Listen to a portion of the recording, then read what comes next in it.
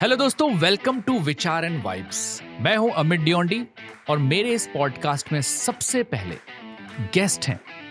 He is the voice of Kakashi, he is the voice of He-Man, he is the voice of Asta Black Clover, he is the voice of Jack from Titanic, he is the voice of Colin from Bridgerton. तो दोस्तों, मेरे साथ है मोहित सिन्हा। और मोहित सिन्हा से हमने बात की उनके एक्टिंग करियर के बारे में, मोहित सिन्हा से हमने बात की उनकी वॉइसिंग करियर के बारे में, एनीमे के बारे में और उनकी फैमिली के बारे में। एंजॉय कीजिए हमारे podcast Vichar and vibes with my guest Mohit Sinha.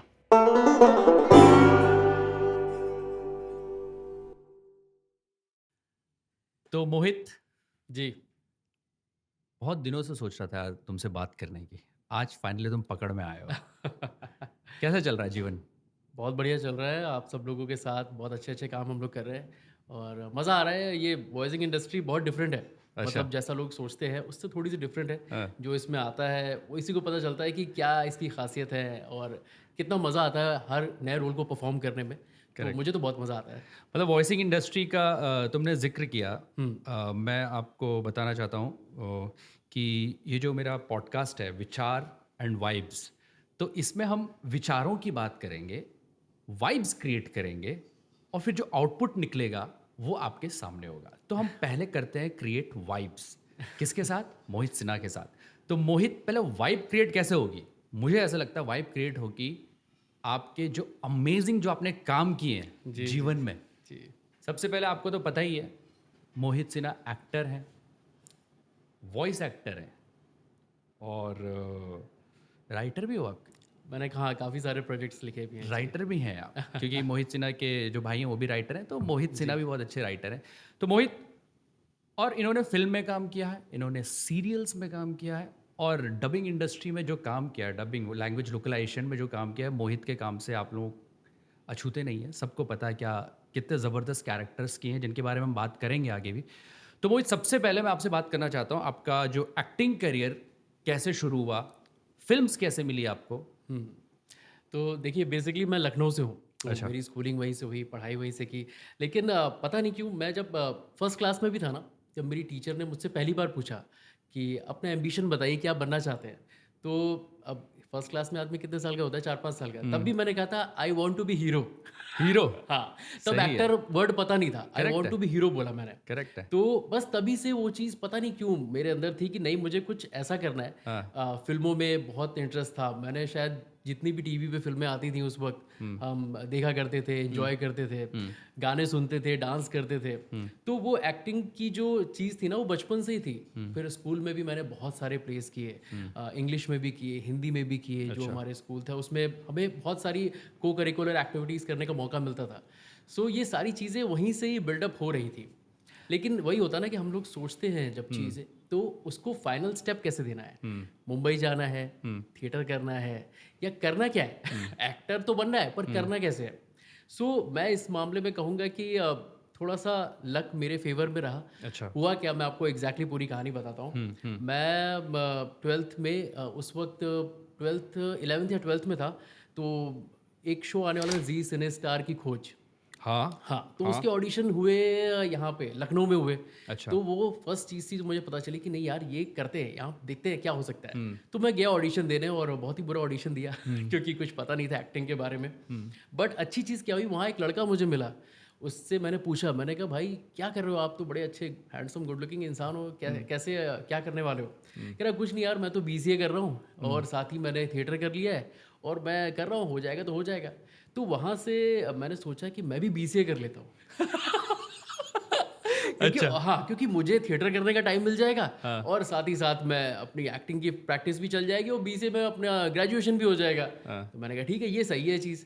तो मैंने बीसीए के लिए अप्लाई कर दिया लखनऊ यूनिवर्सिटी में करेक्ट। और लकीली मेरा हो भी गया। बट फिर वो कर लिया तो वहीं पे टाइम पूरा यूटिलाइज होने लग गया, थिएटर के लिए टाइम ही नहीं मिल रहा था, अपनी पढ़ाई चलने लग गई। तो मेरे बैक ऑफ द माइंड वो चीज़ थी कि यार मुझे करना है, मुझे करना है, मुझे करना है, बट वो नहीं मिल रहा था।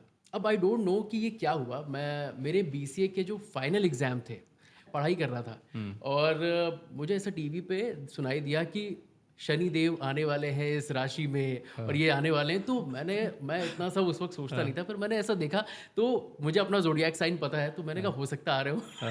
पर क्या हुआ, उसकी थोड़ी देर के बाद प्रिपरेशन करते करते मैंने पता नहीं क्यों 1-2 पर्चियाँ बना ली। मैनिफेस्टेशन? नहीं, पर्चियाँ इन द सेंस कि कल एग्जाम में ये आ सकता है, चिट्स जिसको कहते हैं। अच्छा, हाँ, एग्जाम्स के लिए पर्चियाँ? एग्जाम के लिए पर्चियाँ बना ली। आई डोंट नो ये मैंने क्यों किया, बट मैंने किया। मुझे सब आता था, मैंने सब पढ़ा हुआ था, फिर भी मैंने बना के उसको अपने बॉक्स के अंदर रख लिया। वो बॉक्स ऐसा था कि डुअल बॉक्स था वो। फाइनली मैं एग्जाम दे रहा था, बीसीए का फाइनल एग्जाम था। एग्जाम दे रहा था तो मैं बाहर पानी पीने गया, तो मैंने देखा जो इन्विजिलेटर्स होते हैं वो आ रहे हैं। मैंने उनको देख भी लिया कि वो आ रहे हैं, फिर भी अंदर आके मैंने वो पर्ची हटाई नहीं। अपनी धुन में था। सो मैंने अपना एग्जाम दे रहा था, वो आए, उन्होंने मेरा बॉक्स चेक किया, उसमें उनको चिट मिल गई। मैंने कहा नहीं ऐसा कुछ नहीं किया मैंने। फिर वहाँ उनसे थोड़ी बहस हुई, उन्होंने सुना नहीं, वो मेरा पर्चा उठा के वो मेरी कॉपी उठा के निकल गए बाहर। अच्छा। तो जो मेरे ही क्लास के एक वो थे, उन्होंने कहा अरे क्या कर रहा है यार तेरा, टीचर थे जो बैठे हुए थे। उन्होंने कहा कि अरे तुम्हारा करियर खराब हो जाएगा यार, ये लोग बहुत बदमाश होते हैं, तुम एग्जाम नहीं दे पाओगे, डिग्री नहीं मिल पाएगी। तो मैं बाहर उनसे बात करने गया, क्या नहीं आपने चीटिंग नहीं की है ना, आपको हम नहीं देंगे पर्चा, देखा जाएगा अब जो होगा। मैंने कहा ठीक है आपकी मर्जी। फिर मैं वापस आ गया। तो मैं अपने कॉलेज में मिस्टर फ्रेशर भी रह चुका था, तो बहुत पॉपुलर था मैं। भोकाल मतलब जमा चुके थे? पूरा जमा चुका था लखनऊ यूनिवर्सिटी में। जी। अच्छा। तो वहां पे ये पूरी बात फैल गई कि मोहित सिन्हा को पकड़ा गया है चीटिंग करते हुए, और फाइनल ईयर में जिससे डिग्री मिलती है। अच्छा। सो अब हुआ क्या कि मेरे सारे दोस्त MBA MCA इन सब के लिए अप्लाई करना उन्होंने शुरू कर दिया। अब मेरे पास 1 साल करने को कुछ नहीं था, क्योंकि अब मैं नेक्स्ट ईयर ही पेपर दे सकता था। अच्छा जी। हाँ, क्योंकि मतलब वो इतना सीरियस हो गया कि तुम्हारा 1 साल मैं कुछ नहीं कर सकता था, इन एकेडमिक्स कुछ भी नहीं कर सकता था। सो वो 1 साल, अब मैंने मम्मी से बोला, घर पे भी बड़ी बेइज्जती फील हो रही थी कि चीटिंग करते हुए पकड़े गए, चीटिंग ना करते हुए भी चीटिंग करते हुए पकड़े गए, अब करूं क्या? लेकिन तुम सबूत लेके घूम रहे थे। सबूत लेके मैं ओवर कॉन्फिडेंट हो गया ना कि मुझे सब आता था, तो मैंने कहा पढ़ी रहने दो पर्ची।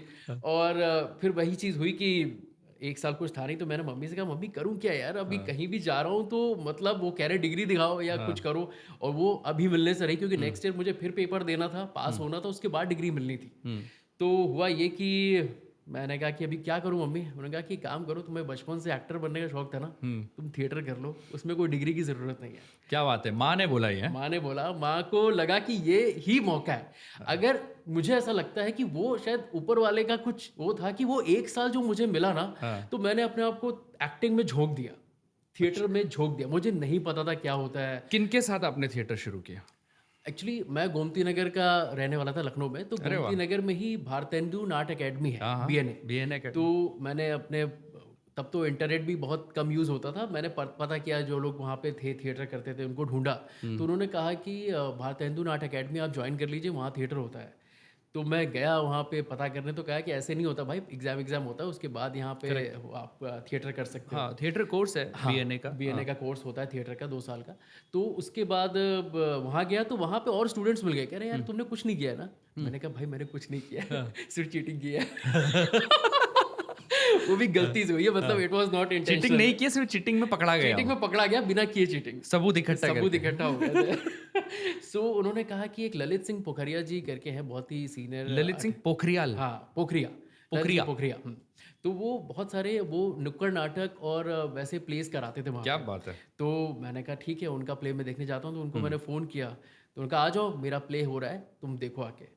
तो फर्स्ट टाइम जब मैंने लाइव थिएटर देखा ना, तो मेरे रोंगटे खड़े हो गए। मैंने कहा मतलब लाइव थिएटर मतलब नुक्कड़ नाटक देखा या प्रोसीनियम पे देखा? वो उस दिन उनका प्रोसीनियम का था, तो मैंने देखा तो आई वाज शॉक्ड। तो फर्स्ट टाइम उस दिन आपने थिएटर देखा, प्ले देखा कि कितना अच्छा लोग परफॉर्म करते हैं। लाइव ऑडियंस के सामने परफॉर्म करना, मतलब कि आपको दिख रहा है, इंस्टेंट रिएक्शन आएगा, आपने बुरा किया वो भी, अच्छा किया वो भी। करेक्ट। तो इसके पहले हमने पर्दे पे ही फिल्में देखी थी कि भाई अच्छा करो या बुरा करो, हमने बड़ी स्क्रीन पे देखा है, अभी उसका रिस्पॉन्स बाद में आएगा। पर यहाँ इंस्टेंटली दिख रहा था। आपको ब्लॉकिंग्स पता होनी चाहिए कि कहाँ पे जाके परफॉर्म करना है, दूसरा एक्टर खड़ा है क्यू के लिए, और इतना एनर्जी के साथ आपको डायलॉग्स याद होने चाहिए। तो इट वाज लाइक, मेरे तो गूज़बम्स आ रहे थे देख के कि वो लोग जब परफॉर्म कर रहे थे।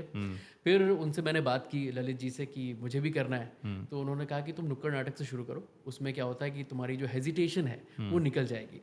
तो उसका भी एक बड़ा अच्छा किस्सा है कि एड्स डे पे हम लोग नुक्कड़ नाटक कर रहे थे और उन्होंने मुझे एक फटा कुर्ता पहना दिया, टोपी पहना दी और मैं जावेद भाई बन गया और कर रहा था।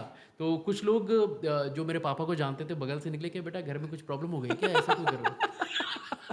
मैंने कहा कुछ नहीं, ये प्ले है, इसको हम लोग नुक्कड़ नाटक कहते हैं क्या? ठीक है, तब तो ठीक है, मैं पापा से बात करूंगा आपके। मैंने क्या कर रहे हैं?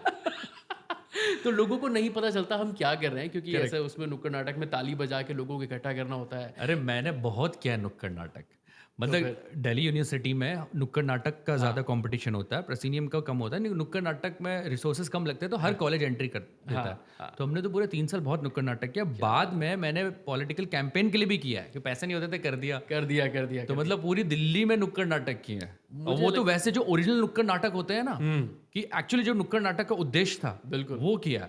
तो जैसे तुम बोल रहे हो, मैं समझ सकता हूँ कि जब अंकल ने बोला होगा बेटा क्या हो गया, घर में सब ठीक तो है, ये क्या फटक पुराना कुर्ता टोपी ओपी लगा के घूम रहे हो। सो वो हुआ, क्योंकि पहली बार तो मैंने भी सोचा अब इनको बोलूँ क्या, इनको समझा तो पाऊंगा नहीं। और लकीली कहूँ या फॉर्चुनेटली कहूँ, उस दिन मेरे स्कूल के कुछ फ्रेंड्स भी पास से निकले। उन्होंने भी देखा, उनको अच्छा भी लगा कि बड़ा अच्छा परफॉर्म कर रहे हो, कब सीखा, क्या सीखा। लेकिन उनके मन में भी वही था, कुछ हो गया है क्या, ये ऐसे फटा पुराना कुर्ता पहन के ऐसे सड़क पे क्यों कर रहा है, ऐसे तो प्ले हमने कभी सुना नहीं। करेक्ट। तो अच्छा एक्सपीरियंस था। फिर वहाँ से फिर मैंने BNA से वर्कशॉप भी की थी, 2 महीने की वर्कशॉप थी, जिसमें मुंबई के ही बहुत सारे फैकल्टी के लोग आए। सो बहुत कुछ सीखने को मिला। जब थिएटर से आप जुड़ जाते हो तो आपका हेजिटेशन दूर होता है, आपको इम्प्रोवाइजेशन समझ में आने लगता है, कैरेक्टराइजेशन समझ में आने लगता है, ऑब्जर्वेशन, आप ऑब्जर्व करने लगते हो लोगों को कि नहीं भाई ये कैरेक्टर मुझे करना है तो मैं कैसे करूँगा, इसकी क्या खासियत है।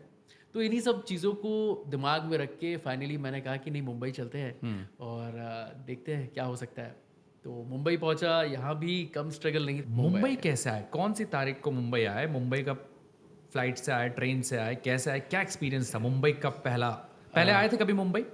आया था, 1-2 दिनों के लिए आया था, बट ऐसे ही देखने आया था बचपन में। हाँ, मतलब 14-15 साल का था तब देखने आया था पापा के साथ कि क्या होता है मुंबई, कैसे क्या है। लेकिन वो भी ऐसे ही था, बस आया गया ऐसे ही हो गया था। उसमें भी एक्चुअली क्या था कि बाथरूम सिंगर का ऑडिशन हो रहा था, तो मैंने लखनऊ से ही भर दिया था। अच्छा।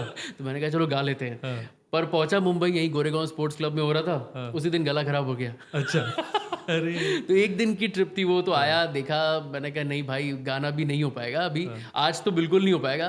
तो फिर अगले दिन चला गया। फिर मैंने कहा कि अभी और तैयारी करनी पड़ेगी। तो फिर उसके बाद कट्टू आपने थिएटर वगैरह सब चीज़ें सीखी वगैरह, और फिर कौन से ईयर में आप मुंबई आए? मुंबई में आया था 2010 में, 9 में कुछ दिनों के लिए आया। उसके बाद घर में कुछ ऊपर नीचे हुई सिचुएशंस की वजह से जाना पड़ा और फाइनली 2010 में आया मैं। और आया तो यहाँ भी मुंबई का तो स्ट्रगल आप जानते हैं, लोगों के संग बड़ा मुश्किल से घर मिलता है। वैसे मेरे एक अंकल हैं आनंद कृष्णा जी करके, वो लखनऊ में उनका एक्टिंग इंस्टीट्यूट भी चलता था। अच्छा। तो उन्होंने मुझे बहुत गाइड किया कि नहीं कैसे करते। तो उनके एक स्टूडेंट यहाँ थे, तो उन्हीं के साथ मैं आके कुछ दिनों के लिए रहने लग गया। फिर एक बार आप आ जाते हो, समझ जाते हो चीज़ों को, तो हो जाती है। लेकिन यहाँ भी इतना आसान कुछ नहीं था। यहाँ मुझे पहले पता चला कि भाई यहाँ तो बड़ा हिसाब होता है, चवन्नी का, अठन्नी का, कि भाई तू ये लेके आया भिंडी, मेरे को भी 2 रुपये चाहिए। पर ठीक है, वो जब आप उसमें रहते हो ना, हाँ, साथ में रहते हो। अभी क्या घर से रह के आया था सीधे, तो मुझे लगा था नहीं भाई सब आसानी से हो जाता है, यहाँ तो कोई दिक्कत ही नहीं है। लेकिन जब आप लड़कों के साथ रहते हो तो आपको एक एक चीज़ का हिसाब देना पड़ता है। वो गलत भी नहीं थे, वो सही थे अपनी जगह। मुझे उतना एक्सपीरियंस नहीं था कि नहीं भाई हिसाब देना पड़ता है। तो वो चीज़ मुंबई ने मुझे सिखाई कि नहीं भाई, चाहे टाइम हो चाहे पैसा हो, हर चीज़ की वैल्यू होती है। हर चीज़ को आपको इज्जत देनी पड़ेगी, नथिंग इज़ फॉर ग्रांटेड। तो वो यहाँ सीखा। ऑडिशंस बहुत दिए, मतलब मैं पागलों की तरह ऑडिशंस देता था एक्टिंग के भी। हाँ, तो ऑडिशन वाला दौर कैसा था, मतलब उस समय? अभी तो घर से ऑडिशन भेज देते हैं। हाँ, वो कैसा रहा आपका कि बहुत मुश्किल था, ऑडिशन देने थे? सुबह पता नहीं होता था कि कैसे नाश्ता करेंगे, कब निकलेंगे। पहुँच गए। व्हाट्सएप भी तब एकदम स्टार्ट ही हुआ था। तो यार बहुत मुश्किल से लोग व्हाट्सएप करते थे। मेल्स पे होता था फोटोग्राफ्स भेजना वगैरह सब चीज़ें। मेल्स था, मैसेज करते थे लोग। और यहाँ पे 2-3 जगह बड़ी फेमस है जो सबको पता होंगी, श्री जी करके और आराम नगर, जिसमें घंटों लाइन में खड़े थे। उसके बाद वो 2-3 घंटे बाद निकलता था, कहता है डू आई फिट, पूछते थे लोग। तो वो 3 घंटे बाद बताता नहीं आप फिट नहीं है। इस पर्टिकुलर ऐड में आप फिट नहीं है या वो नहीं है। तो उसके लिए फिर वो और मतलब आपका दिमाग खराब होता था, यार 3 घंटे से धूप में खड़े हैं, अभी यहाँ के पहले ही बोल दे ना, आते ही बोल दे तो हम कहीं और चले जाएंगे। सो एक बार तो ऐसा हुआ कि एक कास्टिंग डायरेक्टर ने, मतलब मैं पहुँचा और उसने कहा कि यार मोहित तू फिट है, तो एक काम कर, थोड़ी देर रुक जा, अभी मैं बच्चों का ले रहा हूँ, 2 घंटे के बाद हम लोग करेंगे। मैंने कहा ठीक है, तुम एक काम करो, थोड़ा शेव वेव करके आ जाओ, थोड़ा सा क्लीन हो जाओ, तब तक आ जाओ। तो मैं आया 1-1.5 घंटे के बाद, फिर बैठ गया। तो फिर वो बाहर आया, अरे मोहित एक काम कर, अभी यार मैं थोड़ा बुढ़े लोगों का ले रहा हूँ, तुम 1-1.5 घंटा और वेट कर लो, मैं तुम्हारा ले लूँगा ऑडिशन। मैंने कहा ठीक है, मैं 1-1.5 घंटा बैठा रहा।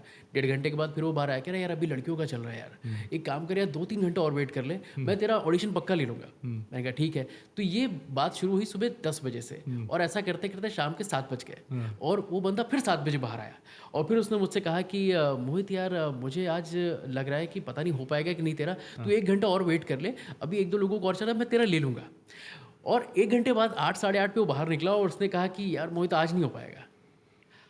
पूरे दिन वेट करा के 1-1 2-2 घंटा।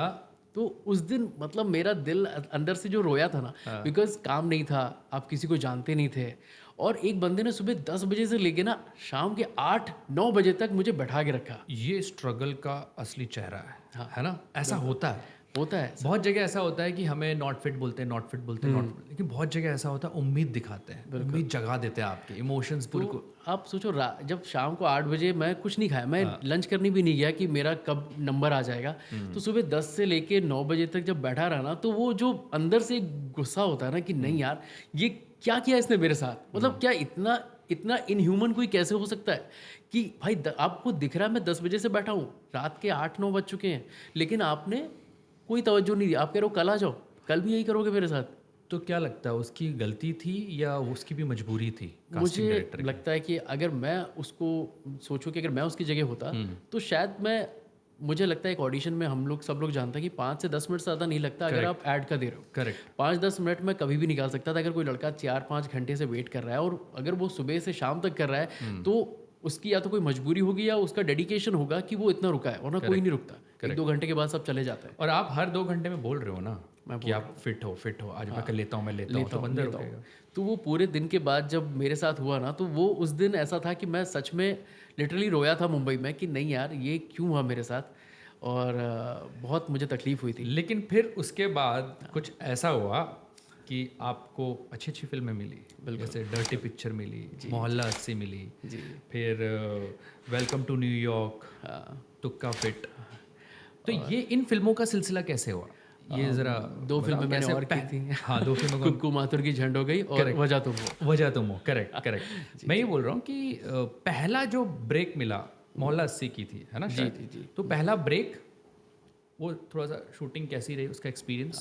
पहला ब्रेक भी एक्चुअली मुझे फेसबुक के थ्रू मिला। अच्छा। मुझे पता चला कि लखनऊ के ही एक भैया हैं जो थिएटर करते थे, तो उनके भी एक जान पहचान के निशीत चंद्रा जी करके, जो अभी गदर में भी एसोसिएटेड थे उस वक्त, तो मोहल्ला 80 शहर बनारस कर रहे थे एज एन एसोसिएट डायरेक्टर या डायरेक्टर थे उस वक्त में। तो वो उसमें जुड़े हुए थे। तो मैंने कहा कि उनको फेसबुक पे ढूंढता हूँ, नंबर तो था नहीं, तो उनको फेसबुक पे ढूंढा, उनको मैसेज किया कि मैं लखनऊ से हूँ और एक ऑडिशन देना चाहता हूँ। तो उन्होंने कहा ठीक है आ जाओ, देखते हैं, ऑडिशन तो चल ही रहे हैं। तो उस फिल्म में बड़ा इंटरेस्टिंग था कि सिर्फ 2 ही लड़के थे जो यंग थे, बाकी सब 40+ एज कास्ट थी। और उसमें भी बड़ा इंटरेस्टिंग सीन था कि सनी देओल के घर के सामने मुझे मुर्गे की हड्डी फेंकनी है, और वो बने पंडित। सो वो पहला एक्सपीरियंस बहुत अच्छा था कि सनी के साथ काम करना था, बनारस जाके शूट करना था, 80 घाट पे शूट करना था। काशीनाथ जी की जो बुक है काशी का 80 जिसपे वो फिल्म बनी है, वो खुद भी थे सेट पे। चंद्र प्रकाश द्विवेदी जी जो मेन डायरेक्टर थे वो भी थे। उन्होंने बहुत हमें मतलब, और उनका एक बहुत ही स्ट्रिक्ट माहौल रहता था कि आप इम्प्रोवाइज़ नहीं कर सकते सेट पे, जो लिखा है वही बोलना है, क्योंकि उन्होंने खुद भी उस स्क्रिप्ट का हिस्सा थे। तो कह रहे थे कि मैंने एक वर्ड ना बहुत सोच समझ के लिखा है, तो है हूँ भी नहीं करना है। अच्छा। मतलब हाँ, कुछ भी नहीं, जो लिखा है आपको वही बोलना है। तो जब पहला शॉट हुआ तो पहला डायलॉग बोल दिया था जैसे बोलना था? पहला डायलॉग मैंने बोला बहुत एकदम कॉन्फिडेंट, और सनी जी के साथ ही था सीन, तो बहुत मज़ा आया। उन्होंने भी बल्कि अप्रिशिएट किया, और पंजाबी में जैसे वो बोलते हैं, कहते हैं अच्छा किया यार तूने मोहित।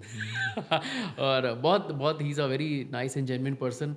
तो ये बहुत अच्छा एक्सपीरियंस था। उसके बाद मैंने की डर्टी पिक्चर का भी बहुत अच्छा, उसको भी ऑडिशन के थ्रू ही मैंने क्रैक किया था, और उसके ऑडिशन चल रहे थे, ऑडिशन दिया, हो गया उसमें। और पहला सीन ही विद्या बालन के साथ, और अगर वो सीन लोगों ने देखा होगा तो बाथटब में है विद्या बालन और मैं उसका इंटरव्यू करने जा रहा हूँ। और वो सीन तो मतलब काफ़ी एक, आप कह सकते हो कि आपके लिए एक टर्निंग पॉइंट था। बिल्कुल। उसकी कहानी क्या है उस पर हम बात करेंगे, हम आ रहे हैं उस पर।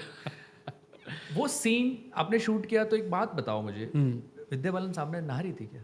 हाँ, मतलब नहा बेसिकली क्या होता है कि हमें ऐसा लगता है कि वो लोग उसी में है, बट उन्होंने कुछ पहना होता है और ये 5-6 लेडीज़ एडी थी क्योंकि उसको कंफर्टेबल फील कराना था।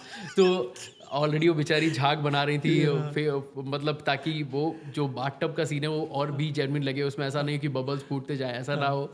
सो एवरीबडी वाज देयर, बट हाँ ऑडियंस के लिए तो मैं और विद्या ही थे। तो मतलब क्रू ने तुम्हें अकेला नहीं छोड़ा विद्या बालन के नहीं, साथ? इतना खतरनाक अरे ऑरा था क्या तुम्हारा? अच्छा, तो उस फिल्म में एक खास बात थी, उस फिल्म में जो वॉइस थी वो वॉइस मोहित की नहीं थी। अब मोहित से सुनते हैं वॉइस किसकी थी और क्यों, जो खुद इतने अच्छे वॉइस आर्टिस्ट हैं, आप सब लोग जानते हैं कितने अच्छे अच्छे कैरेक्टर्स किए हैं, अपनी फिल्म में अपनी ही वॉइस नहीं दे पाए मोहित, क्यों? मोहित से पूछते, मोहित बताओ।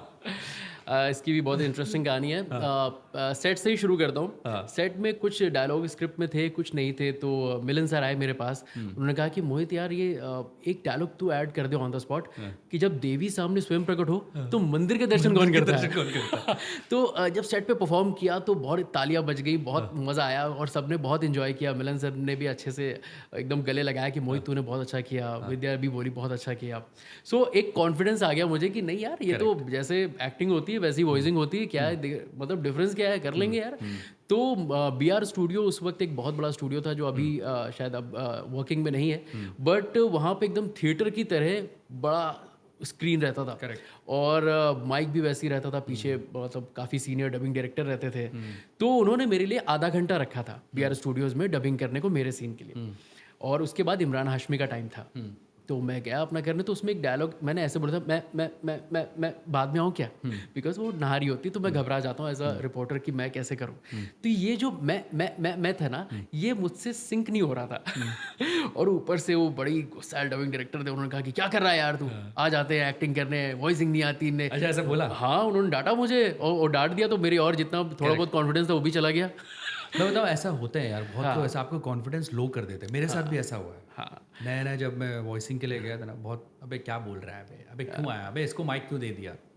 बट खैर हाँ, तो फिर वो रहा। तो आधा घंटा उन्होंने मेरे लिए रखा था, तो आधे घंटे में 29 मिनट तो मैं यही करता रह गया कि मैं मैच करूं।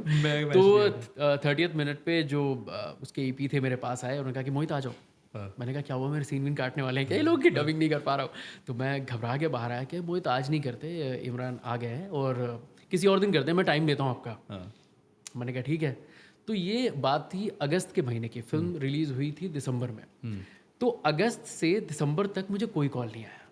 अब मैं परेशान, हैरान, दिमाग ख़राब हो गया मेरा कि मेरी पहली फिल्म इतनी बड़ी, क्योंकि पहले मैंने मोहल्ला से शूट की थी पर रिलीज़ पहले डर्टी पिक्चर हो रही थी। मोहल्ला से कुछ सालों के बाद हुई। तो अब मेरी पहली फिल्म, मैं परेशान हूँ, कोई जवाब नहीं दे रहा, कोई फ़ोन नहीं उठा रहा। हमने कहा किससे बात करूँ कि मेरा सीन तो नहीं काट दिया।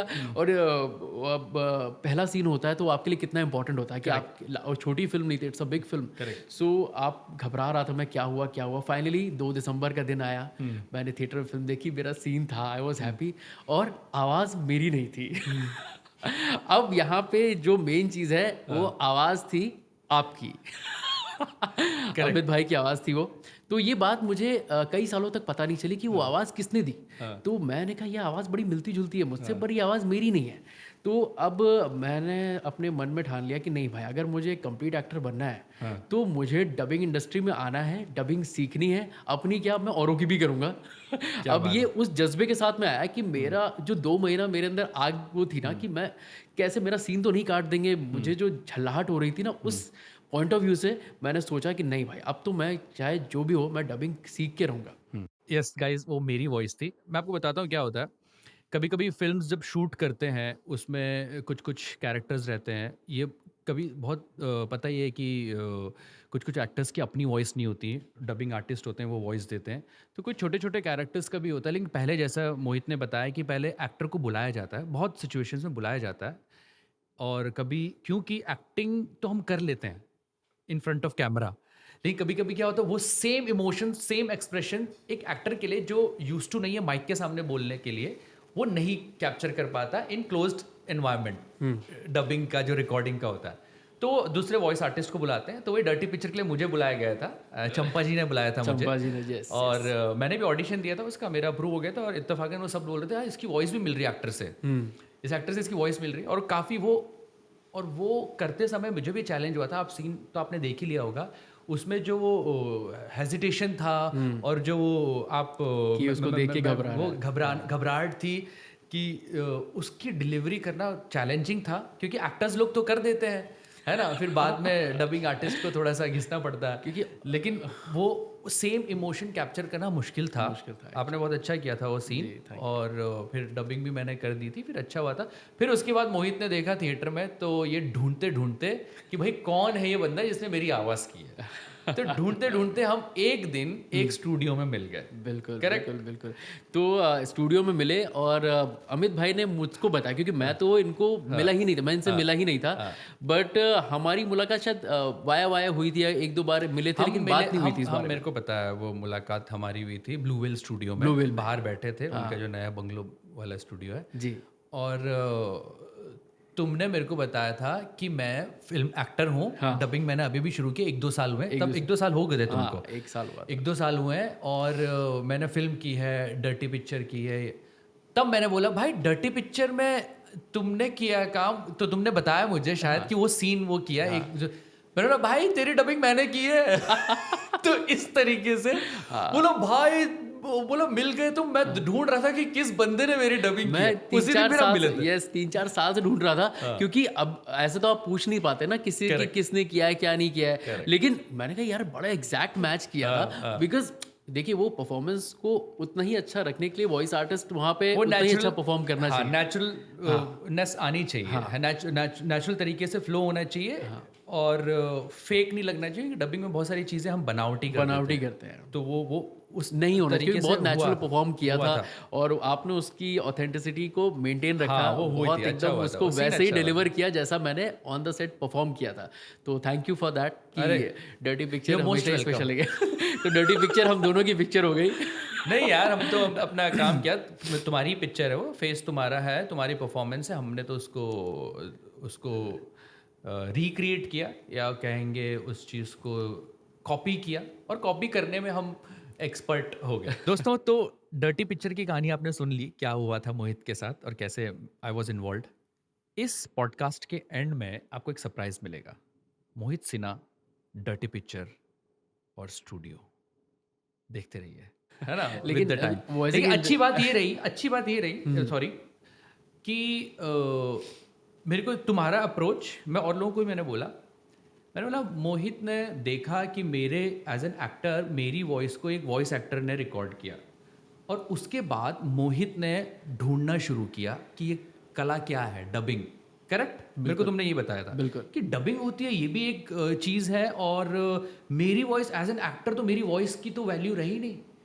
तो मोहित ने बताया था कि मैंने फिर ढूंढा, और मैंने ये डबिंग प्रोसेस कैसे होता है मैंने सीखा, मैंने किया, और फिर आपके सामने मोहित देख रहे हो, इतने ज़बरदस्त वॉइस आर्टिस्ट बन गए। और उस दिन हम इत्तफाकन हमारी मुलाकात हो गई, और फिर उसके बाद मोहित आपका सिलसिला शुरू हो गया, डबिंग इंडस्ट्री का सिलसिला शुरू हो गया। क्या बात है। और उसमें भी टाइम लगा, क्योंकि सच में जब आप थिएटर में एक्टिंग करते हो, फिल्म में एक्टिंग करते हो, आप ऑन द स्पॉट कुछ भी कर सकते हैं, बिकॉज इम्प्रोवाइज भी कर सकते हैं, चेंज कर सकते हैं।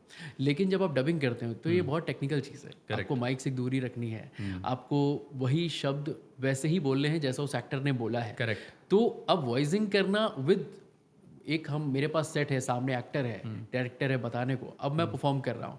अभी मेरे पास एक छोटा सा कमरा है, माइक है, हिलना है नहीं, ज़्यादा हिलूंगा तो माइक में रसल साउंड आ जाएगा। उसके बावजूद वैसे ही परफॉर्म करना है, तो ये एक नया चैलेंज था। तो मैंने क्राउड डब से स्टार्ट किया, चंपा जी के साथ ही किया, बहुत काम किया उनके साथ, सीखता रहा। पहले जो हम मुझसे सीनियर थे उनके पीछे जाके खड़ा हो जाता था, देखता था। तो मेरी पहली फिल्म जो मैंने एज अ मतलब जो जिसमें मैंने पहले डब किया वो थी गैंग्स ऑफ वासेपुर पार्ट 2। अच्छा। सो मैं चुपचाप खड़ा हुआ था, सब परफॉर्म कर रहे थे जो मेरे सीनियर आर्टिस्ट थे। मैंने कहा यार ये देखने वाली चीज़ है कि ये कैसे कर रहे हैं यार, इतने सारे लोग खड़े फिर भी परफॉर्म कर रहे, तो नुक्कड़ नाटक जैसा हो रहा है। सो मेरे तो वही स्कूलिंग थी, तो मैं तो वैसे ही सोच रहा था। तो फिर धीरे धीरे करते करते सीखते सीखते गिरते पड़ते गैंग्स ऑफ वासेपुर में कोई पर्टिकुलर डायलॉग था या क्राउड का ही कुछ था? क्राउड का ही था, क्योंकि मेरा तो मैं बस खड़ा ही था, क्योंकि मुझे क्या ही पता, मैं जब अपना ही नहीं कर पा रहा था तो मेरे लिए तो बहुत ही नई चीज़ थी, बस मैं सीखना था तो मैं घुस गया। मैंने कहा क्या होगा, मैंने ये भी नहीं सोचा पैसे मिलेंगे नहीं मिलेंगे, बस मैंने ये सोचा कि मुझे सीखना है मेरा, और मैं सीखने के ही इंटेंशन से वॉइसिंग इंडस्ट्री में आया। मैं जैसा मेरा मोटिव नहीं था कि मैं यहाँ के पैसे कमाऊंगा, और फुल टाइम वॉइस एक्टर बनने का मोटिव नहीं था? नहीं, ये था कि मैं एक्टिंग तो कर रहा हूँ, मैं एक्टर हूँ भाई, 5-6 फिल्में कर ली हैं, है ना, फिर धीरे धीरे अब ये सिलसिला बढ़ता रहेगा वॉइसिंग के लिए, क्योंकि मेरी वॉइस को रिप्लेस ना करे ना तो मैं खुद वॉइसिंग सीखूं। मेजरली जो मैंने prominent role, lead role start करने शुरू किए वो था 2015-16 से मैंने स्टार्ट किया। तो उस वक्त साउथ की फिल्में ज़्यादा होती थी, तो जहाँ हमें हमेशा सुनने को मिलता था कि थोड़ा बेसी वॉइस चाहिए हीरो के लिए। करेक्ट। तो जब के ड्रामाज आने शुरू हुए तो यंग वॉइसेस की ज़रूरत हुई। तो मैं एक चीज़, मतलब जैसे आपको भी पता ही होगा, हम दोनों यंग वॉइस वाले हैं, कि एक मिसकंसेप्शन है कि खाली बेसी वॉइस है तो ही आप हीरो कर सकते हैं। तो वो धीरे धीरे ब्रेक हो रहा था। करेक्ट जी, करेक्ट। यंग वॉइस वाले हैं, यंग पता नहीं है कि नहीं, लेकिन यंग वॉइस है हमारी। जी जी। तो ये मिसकंसेप्शन की आपकी अगर बेस वॉइस है तभी आप हीरो कर सकते हैं, ऐसा कुछ नहीं है। ऐसा कुछ नहीं है। आप डबिंग के लिए एक कैरेक्टर में अपनी वॉइस फिट करने के लिए एक्टिंग आनी चाहिए, आपका अंदाज होना चाहिए, आपके अंदर वो अंदाज होना चाहिए, हीरोइज्म आपके अंदर होना चाहिए। उसके बाद देखिए, किसी भी इंसान की कैसी भी वॉइस हो सकती है, हम उसको सिर्फ बेस वॉइस से जस्टिफाई नहीं कर सकते। करेक्ट। हीरो शाहरुख खान भी है, बच्चन साहब भी है, ऋतिक रोशन भी, सबका बेस अलग है, सबकी परफॉर्मेंस अलग है। तो वही है कि मुझे लगता है कि आपके अंदर अगर हीरोइज्म का अंदाज है ना, तो आप हीरो हो। अच्छा, हीरोइज्म क्या है? वॉइसिंग में हीरोइज्म कैसे लाते हो आप? ये क्या होता है वॉइसिंग में हीरोइज्म? कि मैं, जैसे जो थिएटर की मेरी अपब्रिंगिंग है, वो ये है कि मैं उस कैरेक्टर को फील करने लगता हूँ। मुझे लगता है कि मैं वही हूँ, अब मैं उस सिचुएशन में हूँ, अब मैं अगर वहाँ हूँ तो मैं क्या बोलूँगा, उसने जो बोला है वो तो है ही मेरे पास, मैं भी क्या बोलूँगा और मेरा क्या अंदाज होगा अगर मैं हीरो हूँ तो मैं उसको उससे कनेक्ट करके फिर एक लाइन क्रिएट करता हूँ या बनाता हूँ। अगर राइटर ने बहुत अच्छी लिखी है तो वैसी, नहीं तो इम्प्रोवाइज़ करता हूँ उस हिसाब से कि नहीं भाई ये वैसी लगनी चाहिए। तो वो एक अंदाज़ हीरोइज्म का मैं वहाँ से क्रिएट करता हूँ। लेकिन मोहित, आपको ऐसा नहीं लगता कि कभी कभी ना, जब डबिंग करने के दौरान, हम भी कर रहे हैं काफ़ी सालों से, हम कोई बहुत से प्रोजेक्ट हमने एक साथ भी किए हैं, कभी कभी हीरोइज्म के चक्कर में वॉइस एक्टर उस एक्टर पे ज़्यादा हावी हो जाता है, तो इस वजह से जो बहुत लोग जो डबिंग के फैंस नहीं हैं, जो डबिंग पसंद नहीं करते हैं, तो इसी लेवल, इसी पॉइंट पे क्रिटिसाइज करते हैं। तू जानता नहीं है मेरा बाप कौन है, तेरे को अभी दिखाऊंगा मैं क्या कर सकता हूँ, तू रुक इधर मैं बताता हूँ, है ना। जो वो हीरोइज्म के चक्कर में साउथ की फिल्मों से ज्यादा जो लोग बोलते हैं, अबे क्या साउथ की फिल्म की डबिंग हो गई है ना, अबे तू कैसे बात कर रहा है, साउथ की फिल्मों जैसे बात कर रहा है, कोई ओवर एक्टिंग करता है। इसलिए उस मिथ को ब्रेक करने में आपके कैरेक्टर, आपके स्टाइल ने हेल्प की है क्या? हाँ देखिए, मिथ, एक नसीर साहब की बहुत पुरानी लाइन थी कि बहुत ही थिन लाइन होती है एक्टिंग और ओवर एक्टिंग में। उस थिन लाइन पे ही आपको खेलना है। करेक्ट। तो जब आप थिएटर करते हो, इसीलिए मैं जो भी और भी एस्पायरिंग वॉइस आर्टिस्ट मैं कहता हूँ, आप क्राउड करिए, आप थिएटर करिए, ताकि आप वो जो थिन लाइन है ना, वो आप उसी के आसपास ही रहोगे। ऊपर कर गए तो ओवर एक्टिंग होगी भाई, ए तेरा वहाँ, इस तरह से करोगे, और नीचे करोगे तो फिर आप लगोगे नहीं, साउंड नहीं होगे कि आप हीरो बात कर रहा है। इसको अचीव कैसे करना है एज एन एक्टर? अगर मैं बोलूँ, आप जो व्यूवर्स हैं, जो लिसनर्स हैं, उनको अगर आप बताओ इसको अचीव कैसे करना है, एक्टर्स वर्क क्या होगा? आप सबसे पहले तो आपको समझ में आना चाहिए, डबिंग के पॉइंट ऑफ व्यू से बता। बिल्कुल, डबिंग के पॉइंट ऑफ व्यू से ही बता रहा हूँ कि सबसे पहले तो आपको वो कैरेक्टर फील करना चाहिए। वो कैरेक्टर क्या बोल रहा है, अगर वो कैरेक्टर अपनी माँ से बात कर रहा है तो वो अपनी माँ से जिस तरह से बात कर रहा है, आप भी अपनी माँ से उस तरह से बात करेंगे। और उसको कैसे आपको कनेक्ट करना है, आपको अपने आप को, देखिए आप जब आवाज़ देते हैं तो आप सिर्फ आवाज़ नहीं देते, आप अपनी सोल भी देते हैं उस कैरेक्टर को। तो आपको वो थिन लाइन हमेशा मैच करनी ही होगी। आप ऐसा नहीं कह सकते कि हाँ भाई, कभी कभी हो सकता है राइटर वो उतनी अच्छी लाइन नहीं लिख पाया जितना आप उस दौरान सोच रहे हैं कि मैं अपनी माँ से क्या कहता, अगर माँ मेरी तकलीफ में है तो मैं क्या करूँगा, मैं क्या कहूँगा। ऐसा नहीं करना है कि एकदम आउट ऑफ कॉन्टेक्स्ट कुछ भी बोल दिया। आपको रहना उसी फिल्म के जोन में ही है, फिल्म के जोन में रह के मैं क्या कर सकता हूँ, वो इम्पोर्टेंट है। हाँ, इसमें मैं भी एक चीज़ ऐड करता हूँ जो आपने बात बोली है, कि मुझे भी ऐसा लगता है मोहित जो आपने बोला, लेकिन उसमें एक चीज़ ऐड ये करना चाहता हूँ मैं कि एक्टर और कैरेक्टर, जब हम as an actor, voice actor काम कर रहे हैं एक कैरेक्टर के लिए जो ऑलरेडी किसी एक एक्टर ने परफॉर्म कर रखा है, यस, तो हमें उस कैरेक्टर को पकड़ने की जरूरत है, बिल्कुल। ना कि उस एक्टर को, ना ही अपने अंदर जो एक्टर है उसको। नहीं, अगर हम उस कैरेक्टर को पकड़ लेंगे तो हम उस कैरेक्टर के साथ जस्टिस कर देंगे। बिल्कुल। फिर उसमें अगर हीरोइज्म चाहिए, फिर उसमें अगर अंडर प्ले चाहिए, हाँ, फिर उसमें अगर एक लूजर का चाहिए, हाँ। तो अगर कैरेक्टर समझ लो ना। अभी कुछ दिनों पहले मैं एक साउथ की फिल्म डब कर रहा था, तो जो डायरेक्टर थे और साउंड इंजीनियर सेम था, उससे मेरा बड़ा लंबा चौड़ा डिस्कशन हुआ कि वो भी मतलब यही बोल रहा था। तो मैं उसको समझाया कि कोई अच्छा परफॉर्मर भी कभी कभी अच्छी डबिंग क्यों नहीं हो पाती है, क्योंकि वहाँ पर एज ए डबिंग आर्टिस्ट हावी हो जाता है। हाँ, वो कैरेक्टर के दायरे में रह के वो परफॉर्म नहीं कर रहा, वो अपना एज एन आर्टिस्ट वो ज़्यादा हावी हो जाता है। अरे मैं हूँ अमित डियोंडी, मैं करने आया हूँ ये, या मैं हूँ मोहित सिन्हा, मैं करने आया हूँ। नहीं, जो चाहिए कैरेक्टर ना, अगर हम उसके हो जाएंगे ना, तो वो इतना अच्छा खिलता है। बिल्कुल, क्योंकि कैरेक्टर ही तो मेन है। वो कैरेक्टर भिखारी का भी हो सकता है, वो कैरेक्टर शॉपकीपर भी हो सकता है, वो कैरेक्टर कुछ भी हो सकता है, कहीं का गोरखा भी हो सकता है, कुछ भी हो सकता है। आपको उस कैरेक्टर के जोन में रहकर ही परफॉर्म करना है, वही तो खेल है। करेक्ट। तो अभी जब कैरेक्टर की बात हो रही है, तो एनीमे में आपने ज़बरदस्त कैरेक्टर किए हैं। जी जी, काकाशी किया है, बिल्कुल, फिन किया है, यस, है ना, जीरेन जीरेन किया है, दाबी किया है, एगर किया है, यस यस। और एक ज़बरदस्त कैरेक्टर जो अभी चल रहा है मार्केट में, जिसमें हम दोनों इन्वॉल्व रहे हैं किसी न किसी तरीके से, आस्था। यस, आस्था। तो इन सब कैरेक्टर के बारे में, काकाशी के बारे में थोड़ा बात करते हैं। काकाशी कैसा चल रहा है, डबिंग हो रही है उसकी, अब ऑन एयर भी हो चुका है, बिल्कुल। तो उसका एक्सपीरियंस बताइए काकाशी का। काकाशी से कैरेक्टर जो है, हाँ, और मोहित सिन्हा जो एक्टर है, उस कितना रिलेट करता है, डबिंग करने में कैसा फील होता है उसको? बहुत ही अच्छा लगता है मुझे काकाशी करते हुए। देखिए, वही जो हम लोग अभी बात कर रहे थे ना, मेन चीज़ ये है कि काकाशी के कैरेक्टर को समझना ज़रूरी है, तभी आप काकाशी को अच्छे से परफॉर्म कर पाएंगे। उसका देखिए, काकाशी जापानीज़ में भी डब हो चुका है, का मेन ओरिजिनल लैंग्वेज जापानीज है, इंग्लिश में डब हो चुका है, और अब हिंदी में हो रहा है। तो काकाशी के पास, लोगों के पास वेरिएशन बहुत है देखने को, कि ऐसा नहीं कि वो हिंदी देखना चाहेंगे, अगर उनका मन है नहीं देखने का तो वो जापानीज़ देखेंगे, अगर उनको नहीं अच्छा लगेगा। इंग्लिश भी है उनके पास।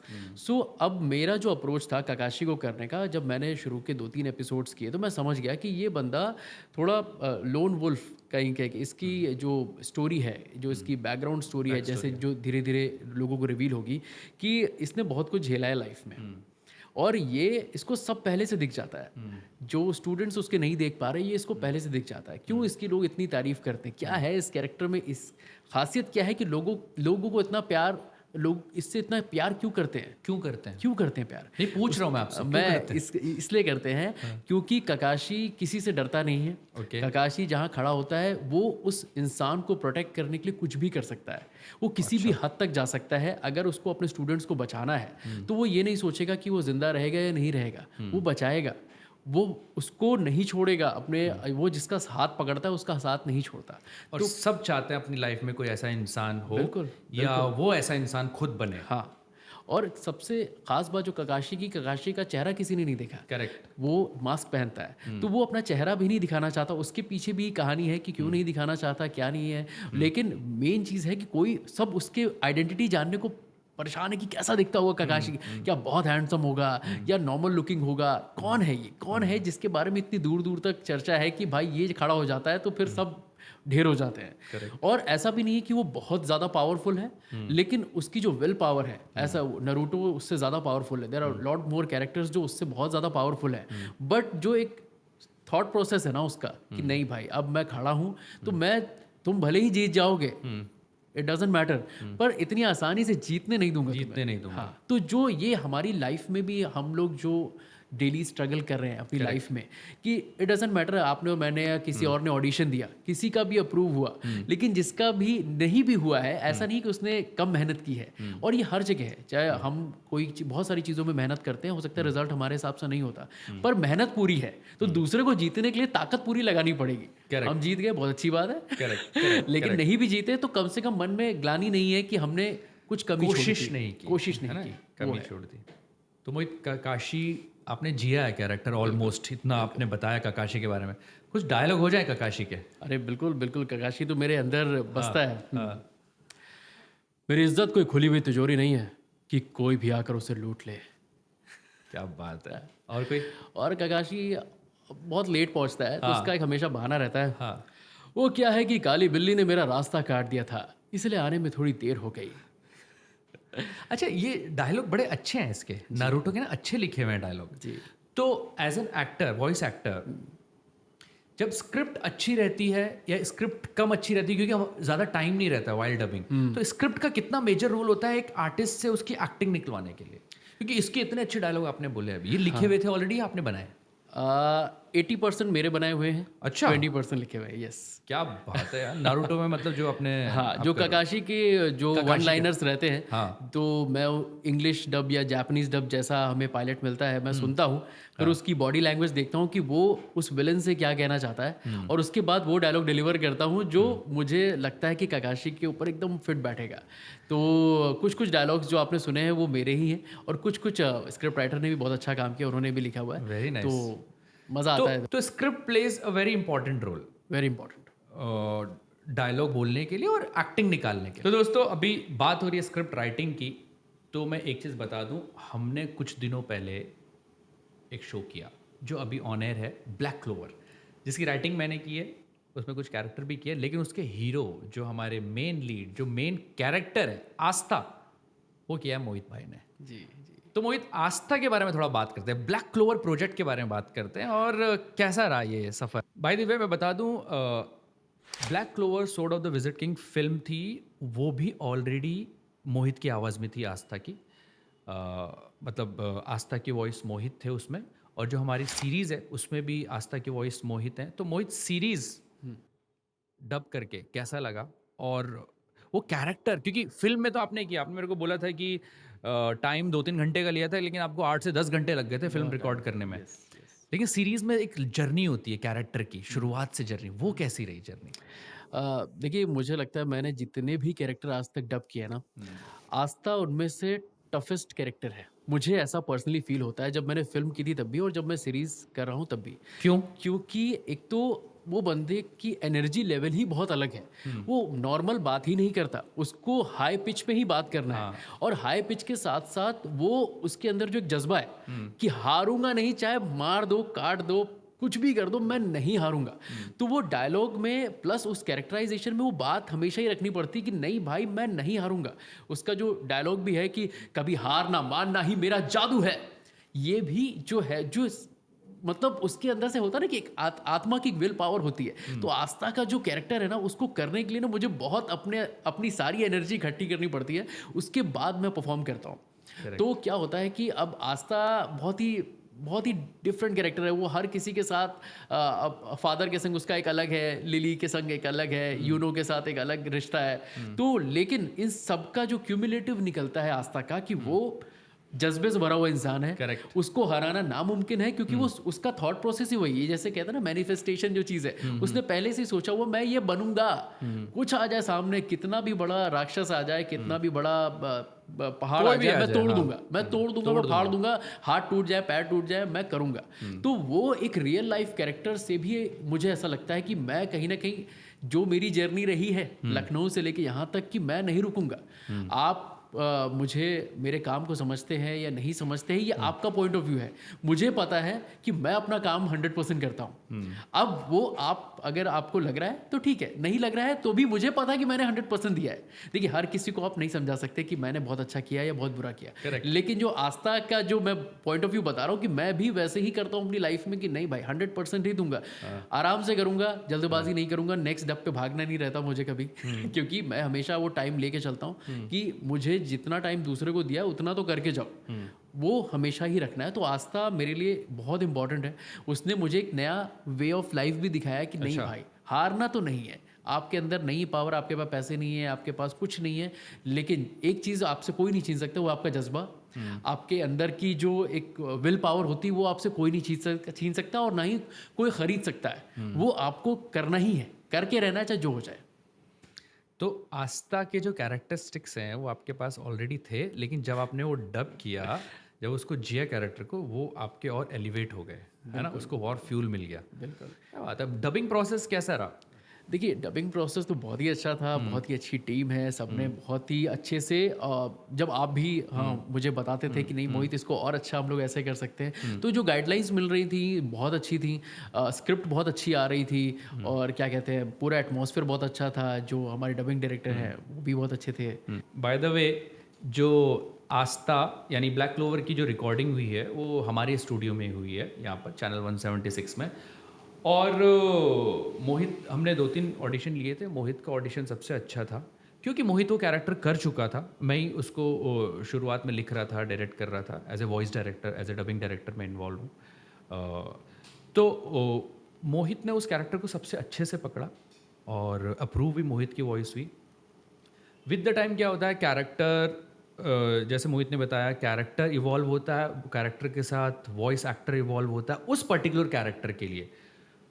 और क्या कहते हैं, एक और चीज़ बता दूँ, मोहित इम्प्रोवाइज भी करता है काफ़ी, अपने डायलॉग्स इम्प्रोवाइज भी किए हैं तुमने, जो राइटर्स ने लिखे हैं उसके बावजूद, जैसे इन्होंने और अभी शो में करते हैं। तो एक वॉइस आर्टिस्ट के लिए एक अच्छा राइटर होना भी इम्पॉर्टेंट हो जाता है कभी कभी, क्योंकि बहुत सारे वॉइस आर्टिस्ट कभी कभी ना फंस जाते हैं, लाइन नहीं बना पाते हैं।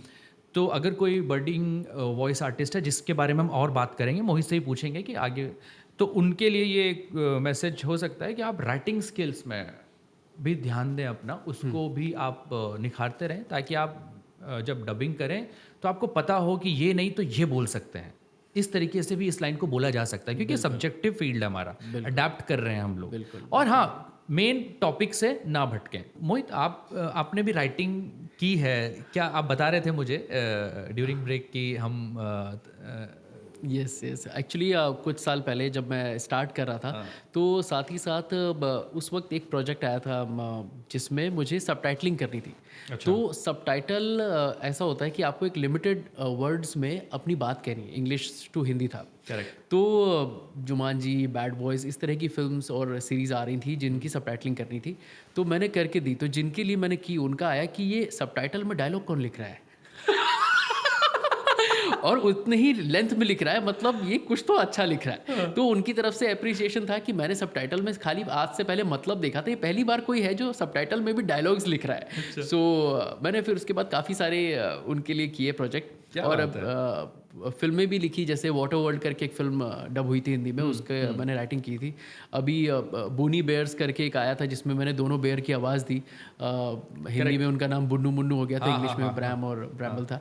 सो वो उसकी भी स्क्रिप्टिंग होने के बाद थोड़ा सा उसको सुपरविजन मैंने किया था, उसमें कुछ डायलॉग्स चेंज किए थे, थोड़ा सा कैरेक्टराइजेशन डाला था। तो ये मैं करता रहता हूँ बीच बीच में, जब मुझे मौका मिलता है, टाइम मिलता है, तो मैं कर देता हूँ, क्योंकि मज़ा आता है डायलॉग सीखने में। Very nice. और ये एज एन एक्टर या एज ए वॉइस एक्टर, ये आपको इम्प्रूव ही करता है। बिल्कुल, है ना? जब आप लिखते हो, कुछ नया लिख रहे हो या कुछ अडाप्ट भी कर रहे हो, तो आप वो देख के लिख रहे हो चीज़ें, वो एज एन एक्टर भी आपको इम्प्रूव करता है।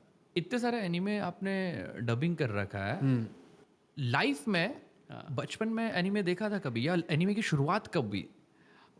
बचपन में तो मैंने एनिमे नहीं देखा, हम लोग कार्टून्स ही देखते थे। कार्टून्स देखते थे, जो अलादीन हो गया, ही मैन हो गया, नॉर्मल कार्टून्स, तो यही सब कार्टून्स देखे थे। एनिमे के बारे में मुझे इतना आइडिया था नहीं, लेकिन यही है कि जब मैंने करना शुरू किया, first anime which I did was Beyblade burst turbo. तो उसमें मैंने किया आइगर, तो जैसा आस्था है ना एकदम एनर्जी में, और एनिमे के जो लीड कैरेक्टर्स होते हैं ना, वो सारी एनर्जी से भरे हुए रहते हैं, एकदम उनके अंदर पावर बहुत रहती है।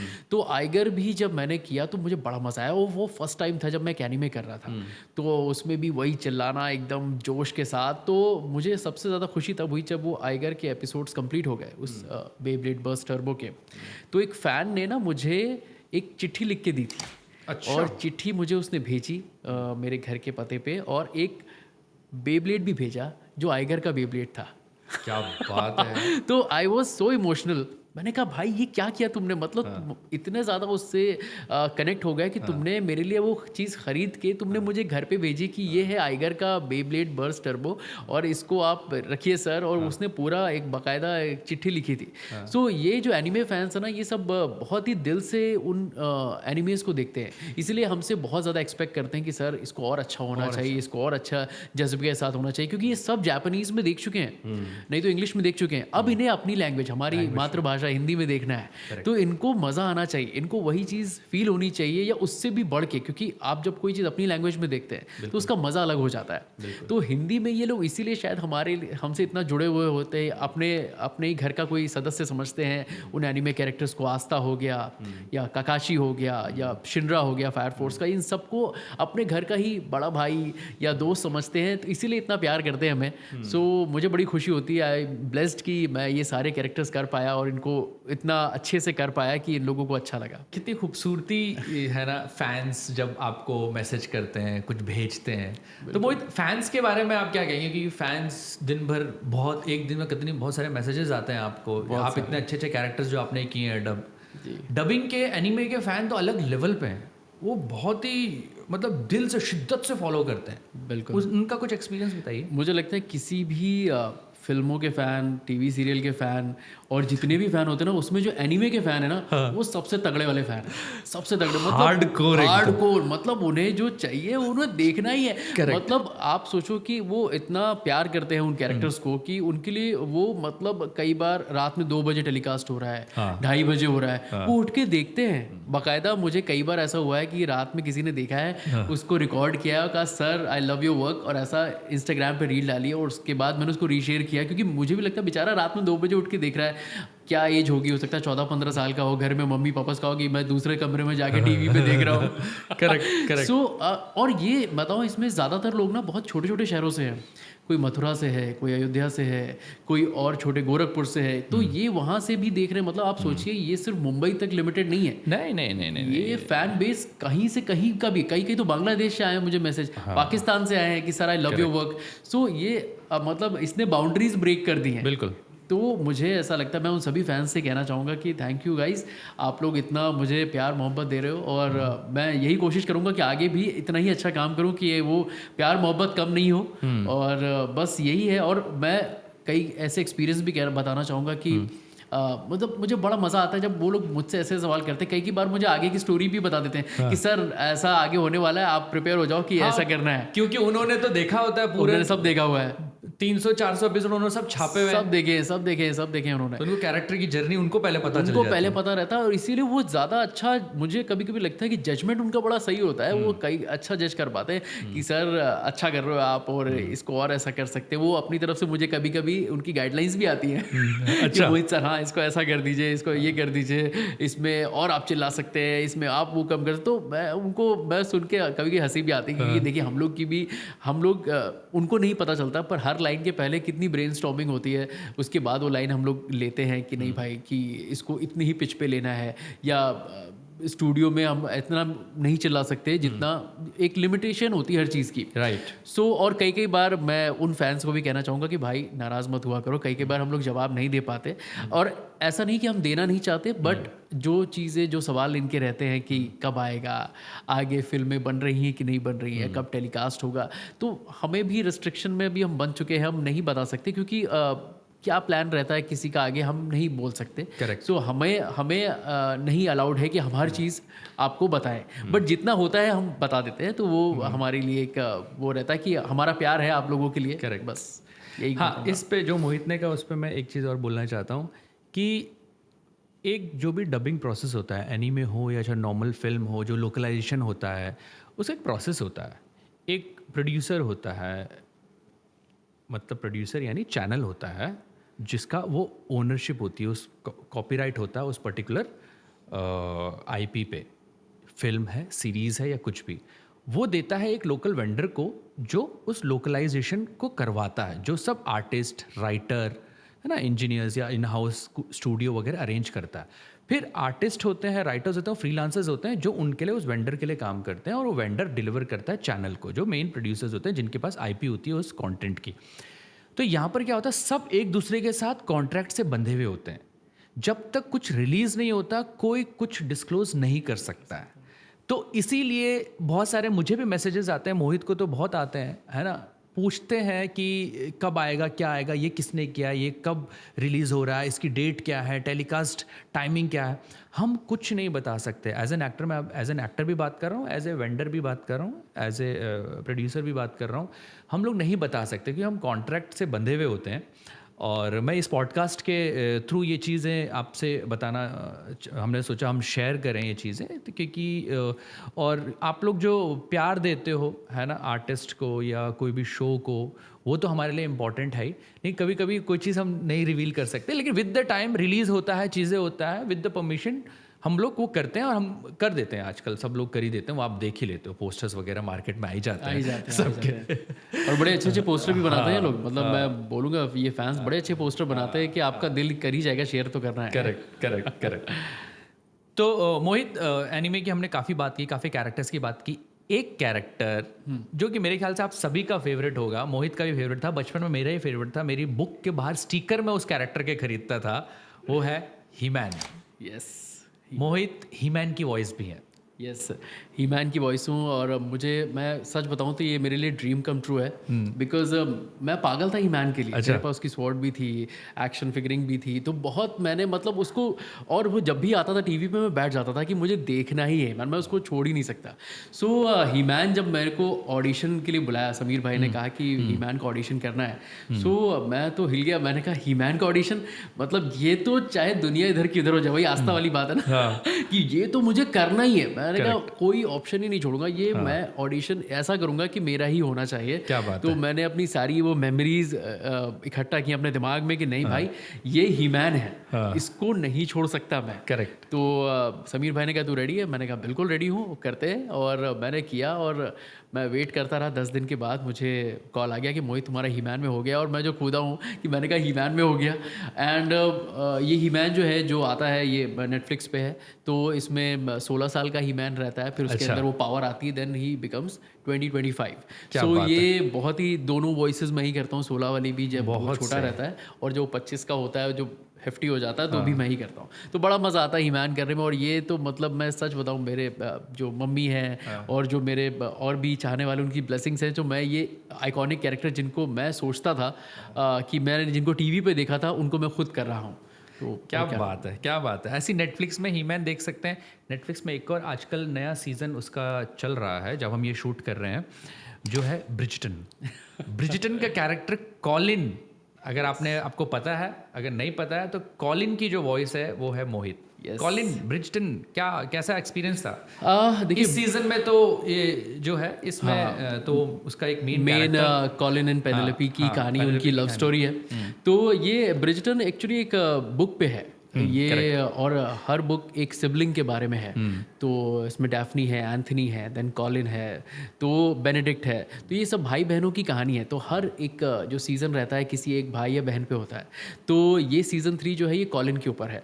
तो कॉलिन एकदम बिंदास बंदा है, अच्छा, और उसका बहुत ही गुड लुकिंग है, लड़कियाँ पागल हैं उसके लिए।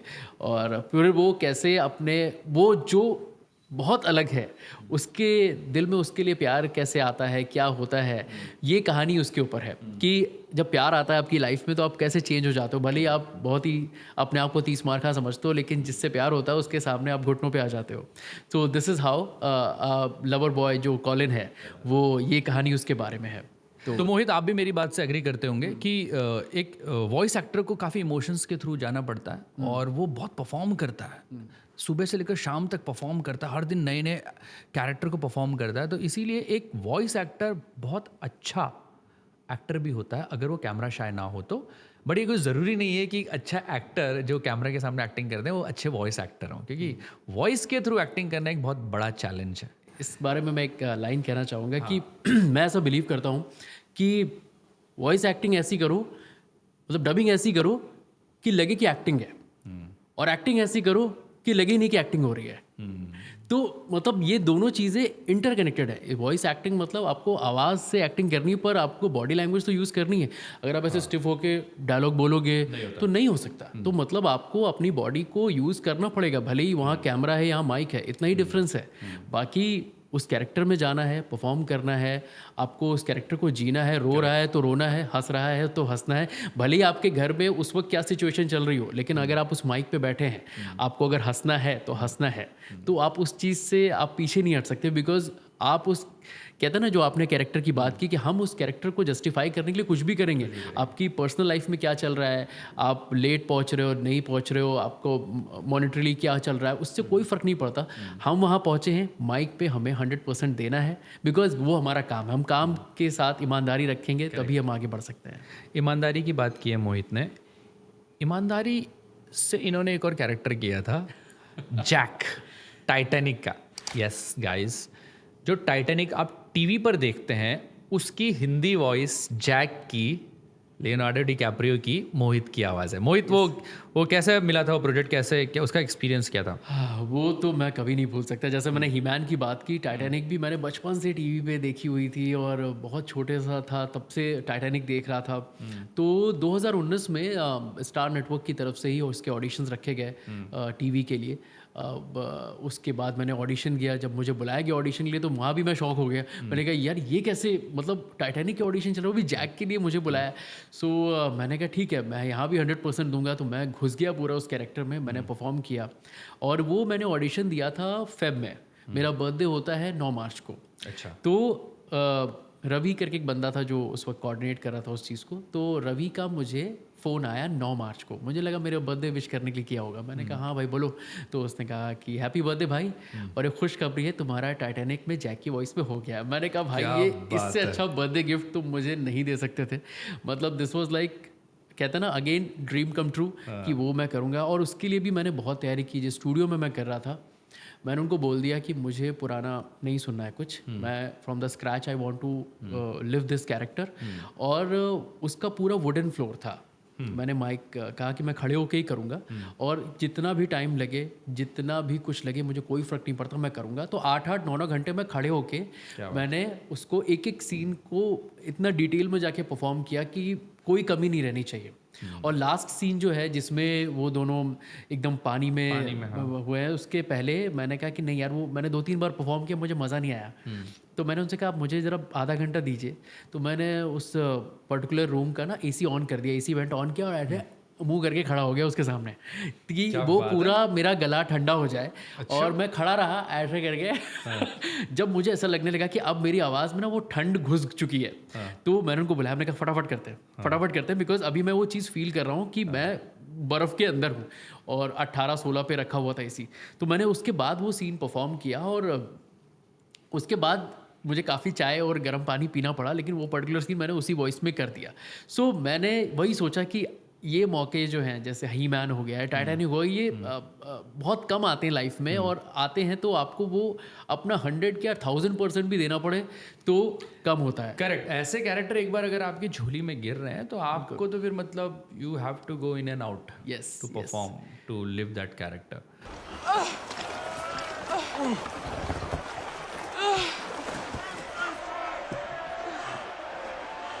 तो दोस्तों, आपने देखा ना एक एक्टर्स वर्क कितना होता है, एक वॉइसिंग में भी, डबिंग में भी। जैसे मोहित ने अपने गले को ठंडा कर दिया इस लास्ट सीन के लिए, जो आपने अभी देखा कितना इंटरेस्टिंग तरीके से डब हुआ है वो। तो मोहित से एक चीज़ और पूछनी है मुझे, आप बताइए एक्टर्स वर्क आप क्या करते हैं? पिछले 10-15 साल से आप वॉइसिंग कर रहे हैं, एक्टिंग कर रहे हैं, इंडस्ट्री में हैं, लेकिन आज भी कहते हैं कि रियाज चलते रहना चाहिए एक एक्टर के लिए। एक्टर्स वर्क क्या कर रहे हैं आप? देखिए, रियाज़ तो ज़रूरी है। जैसे हम कोई इंस्ट्रूमेंट बजाते हैं तो उसकी स्ट्रिंग ठीक करनी पड़ती है या उसकी वायरिंग करनी पड़ती है। वैसे हम अपनी आवाज़ सेल कर रहे हैं तो हमें भी अपने आप को ट्यून रखना पड़ेगा। तो जाहिर सी बात है, प्रोनाउंसिएशन, डिक्शन, और ये इट्स अ आपको ज़िंदगी में हर दिन आप कुछ ना कुछ सीख ही रहे हैं, आप रुक नहीं सकते। मैं हर रोज़ कुछ ना कुछ सीखता हूँ। मैं ऐसा नहीं कह रहा कि मैं बहुत ज़्यादा सीख गया हूँ, मैं आपसे भी सीख रहा हूँ। मैं हर उस नए बंदे से सीख रहा हूँ जो कि मुझे, अगर वो नया डायरेक्टर भी है, अगर मुझे कुछ नई चीज़ बता रहा है तो मैं सीख रहा हूँ। तो सीखना पहले बंद नहीं करना चाहिए। सबसे पहले तो मैं ये कहूँगा कि आप कितने भी बड़े हों, अगर कोई आपको चीटी भी सिखा के जा रही है, भले आप आती है, तो आप उससे सीखिए। आप उस चीज़ को ईगो पे मत लीजिए कि नहीं भाई ये कैसे सिखा सकता, मैं सब जानता हूँ। हाँ, अगर आपको लगे कि वो गलत बता रहा है तो उसको भी वही चीज़ समझाइए कि भाई तुम भी सीखो। दोनों चीज़, इट्स अ ना गिव एंड टेक रिलेशनशिप। और दूसरी बात, जाहिर सी बात है, आपको गले को, मैं कोशिश करता हूँ कि मैं ठंडी चीज़ें नहीं खाऊं और ऑयली चीज़ें नहीं खाऊं ज़्यादा, कि भाई अगले दिन बहुत सारे लोग मुझ पर डिपेंडेंट है, वो स्टूडियो डिपेंडेंट है कि अगर मैंने ज़्यादा वो ऐसा आइसक्रीम खा ली या वो कर ली, तो अगर मेरी आवाज़ वैसी नहीं आ रही जैसा मैं सोचा है या उन्होंने सोचा है, तो मैं उस प्रोजेक्ट के संग मतलब जस्टिफिकेशन नहीं होगा, जस्टिस नहीं कर रहे नहीं हैं कर आप। पाऊंगा। वो ईमानदारी आप बरतते हैं बिल्कुल उसलिए। बिल्कुल। तो अगर कोई ऐसा अगर बहुत अर्ली मॉर्निंग डब है तो मैं कोशिश करता हूँ कि ऐसा कुछ ना खाऊं जिससे अगले दिन वो हो। प्लस मैं करता हूँ योगा एक्सरसाइजेज, वो मेरी डेली रूटीन में है। अरे तुमने अर्ली मॉर्निंग की बात की, हमारे एक आर्टिस्ट हैं जो बहुत अच्छे दोस्त हैं मेरे, अच्छे, तो उनको कभी सुबह सुबह डबिंग में बुलाते हैं तो वो ना रात में 2-3 बियर पी लेते हैं।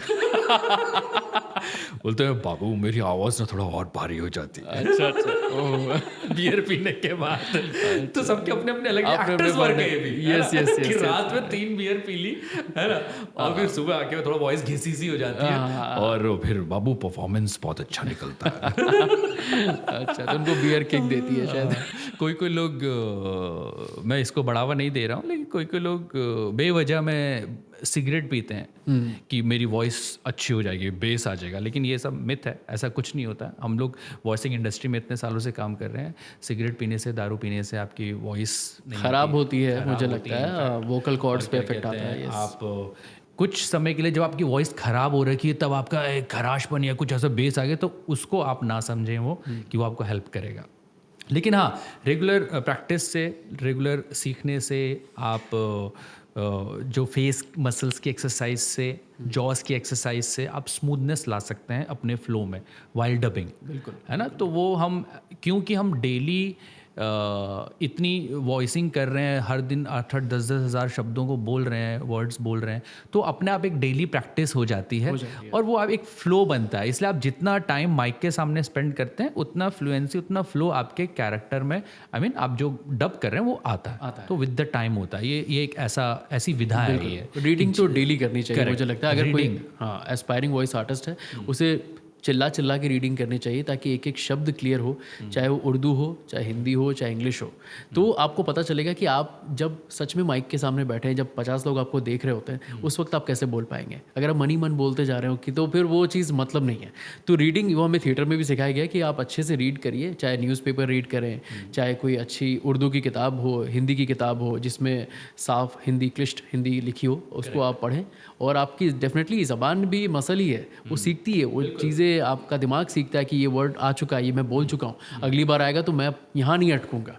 तो वो करना बहुत ज़रूरी है। करेक्ट। मोहित, सीरियल्स भी आपने काफ़ी किए, टीवी शोज़, है ना, कुछ रंग प्यार के ऐसे, और उड़ान, है ना, दिया और बाती हम, है ना, अनहोनियों का अंधेरा। लेकिन एक जबरदस्त शो है जो पूरे भारतवर्ष को पसंद है, क्राइम पेट्रोल। हाँ, मतलब जब वो आता था, जी, उसका एक किस्सा जो हम एक दिन बात कर रहे थे जो ऊबर कैब वाला किस्सा था, जरा वो सुनाओ ना, आप सुनिएगा जरूर। एक्चुअली क्राइम पेट्रोल ने ना, मुझे लगता है आज से 3-4 साल पहले या 5 साल पहले, जब ये वेब सीरीज़ इतने OTT प्लेटफॉर्म्स इतने ज़्यादा एक्टिव नहीं थे, तो लोग सिर्फ क्राइम पेट्रोल दिखते थे। तो मेरे साथ ऐसा होता था कि अगर मैं कभी उबर पूल या कैब कोई कर रहा हूँ, जिसमें जो वो कैब लेके आता था और जो उस कैब में मेरे साथ बैठने आता था, दोनों कहते थे अरे सर आप तो आपको तो कल देखा था। हाँ, मैं ऐसे कर रहे थे। आपको कल ही देखा था, आप मार रहे थे किसी को।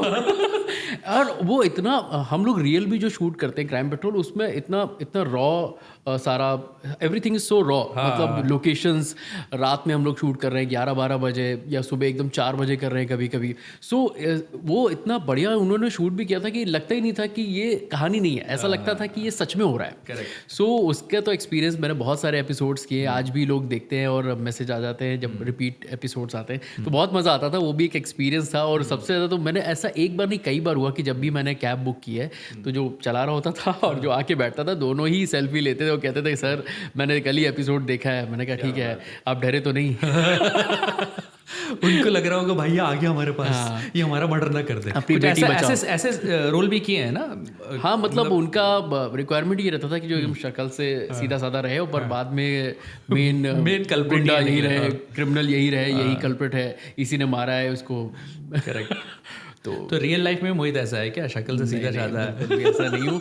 क्या होता है, यही तो हमारी खासियत है कि हम वो कैरेक्टर्स करते हैं जो हम नहीं हैं। सो एज एन एक्टर और एज अ वॉइस एक्टर आपको सारे कैरेक्टर्स करने को मिल जाते हैं। तो मोहित, अभी ना मैंने एक सेगमेंट रखा है रैपिड फायर है, लेकिन इसका मतलब ये नहीं कि आपको बहुत जल्दी जल्दी देना है। आप थोड़ा सा सोच लो, थोड़ा सोचना मतलब 1 सेकंड सोच लो। अच्छा ठीक है, सेकंड बहुत तो गाइस अभी एक रैपिड फायर करते हैं, और वो रैपिड फायर है प्योरली उन कैरेक्टर पे बेस्ड जो मोहित ने परफॉर्म किए हैं थ्रू हिज वॉइस, यानी डब्ड कैरेक्टर। तो मैं शुरू करता हूँ, कुछ भूल चुका हो तो मेरे को माफ कर देना, ठीक मुझे है? भी माफ करिएगा क्योंकि मुझे सारे कैरेक्टर्स बहुत प्यारे हैं। हाँ। तो मोहित, आर यू रेडी? यस।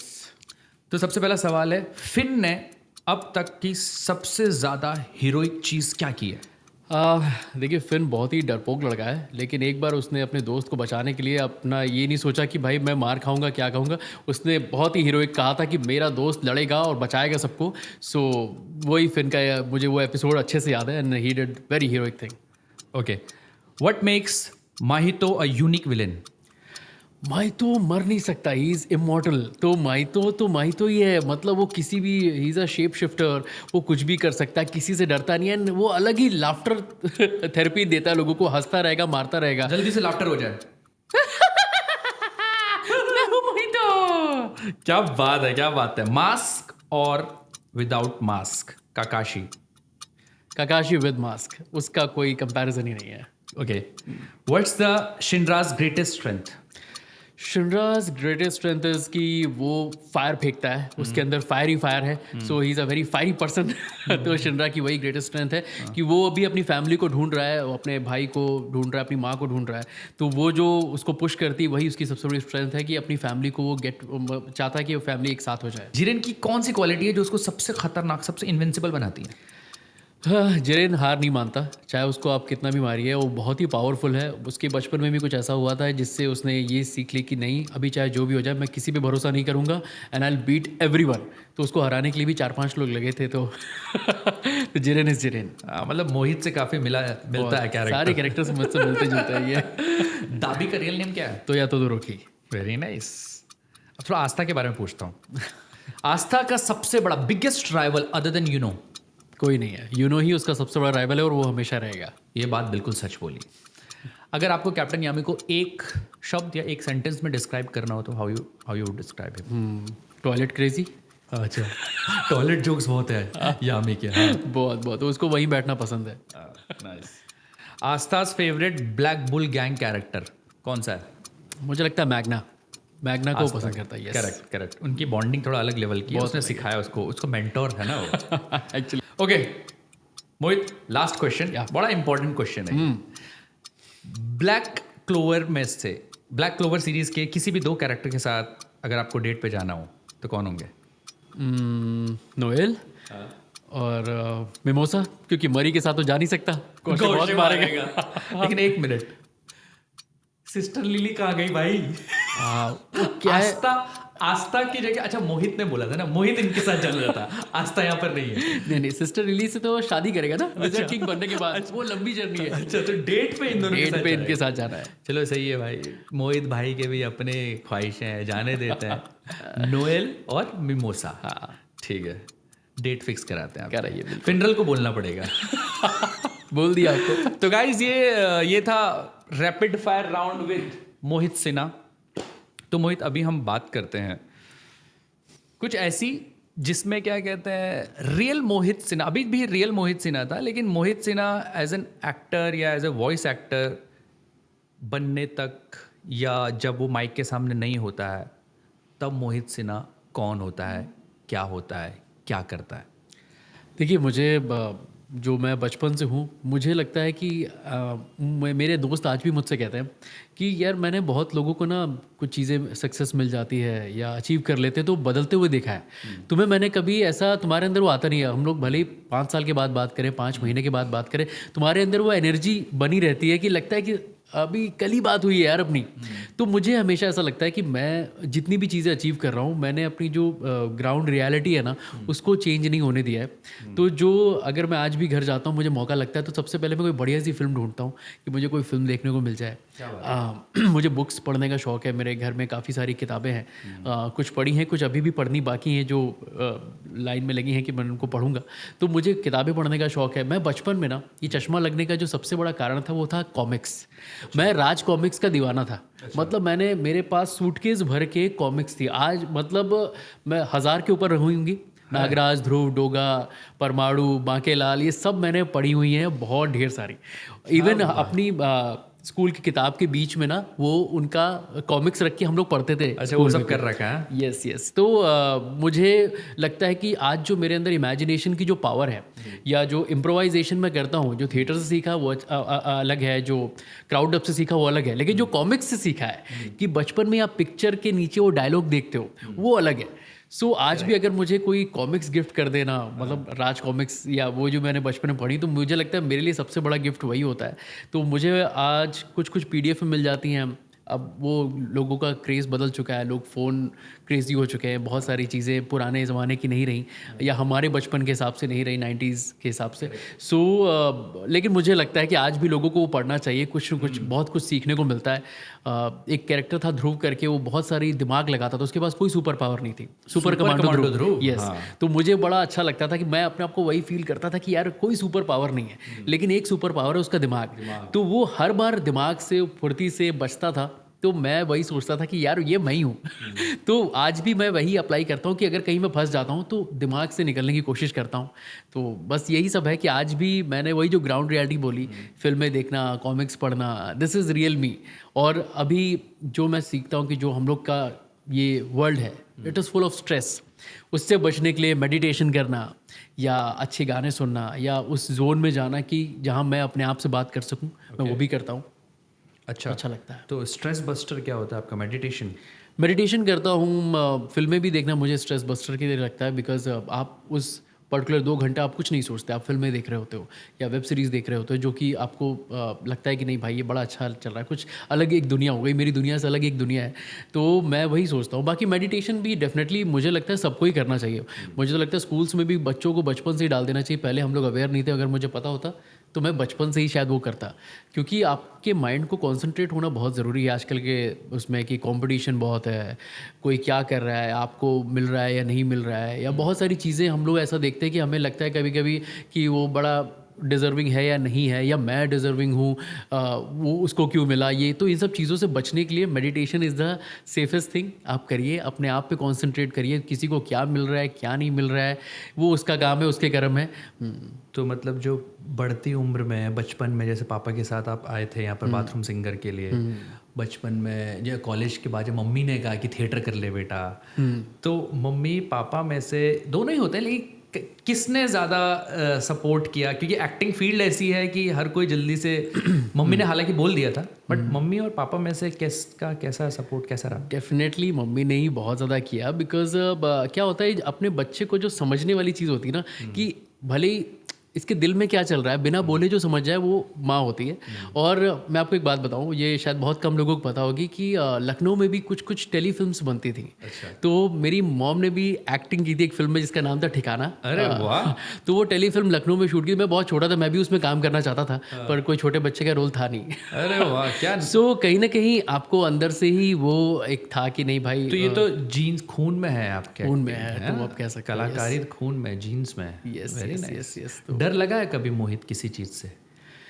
डर तो मुझे लगता है कि लगा तो बहुत सारी चीज़ों से है, लेकिन मैं उन चीज़ों को ओवरकम करता हूँ। जब मुझे ऐसा लगता है कि ये चीज़ मेरी कमी है ना, तो मैं उसको अपनी ताकत बनाने की कोशिश करता हूँ कि अगर मुझे ये चीज़ नहीं आती या ये चीज़ मुझे रोक रही है, तो मैं कोशिश करता हूँ कि क्यों रोक रही है, उसकी जड़ तक जाता हूँ। लाइक जैसे एक्टिंग से वॉइसिंग में आया, वॉइसिंग नहीं हो पा रही थी मुझसे, तो मैं उसकी जड़ तक गया और ग्रास रूट से स्टार्ट किया कि क्राउड अप से करता हूँ, बिल्कुल स्क्रैच से करता हूँ।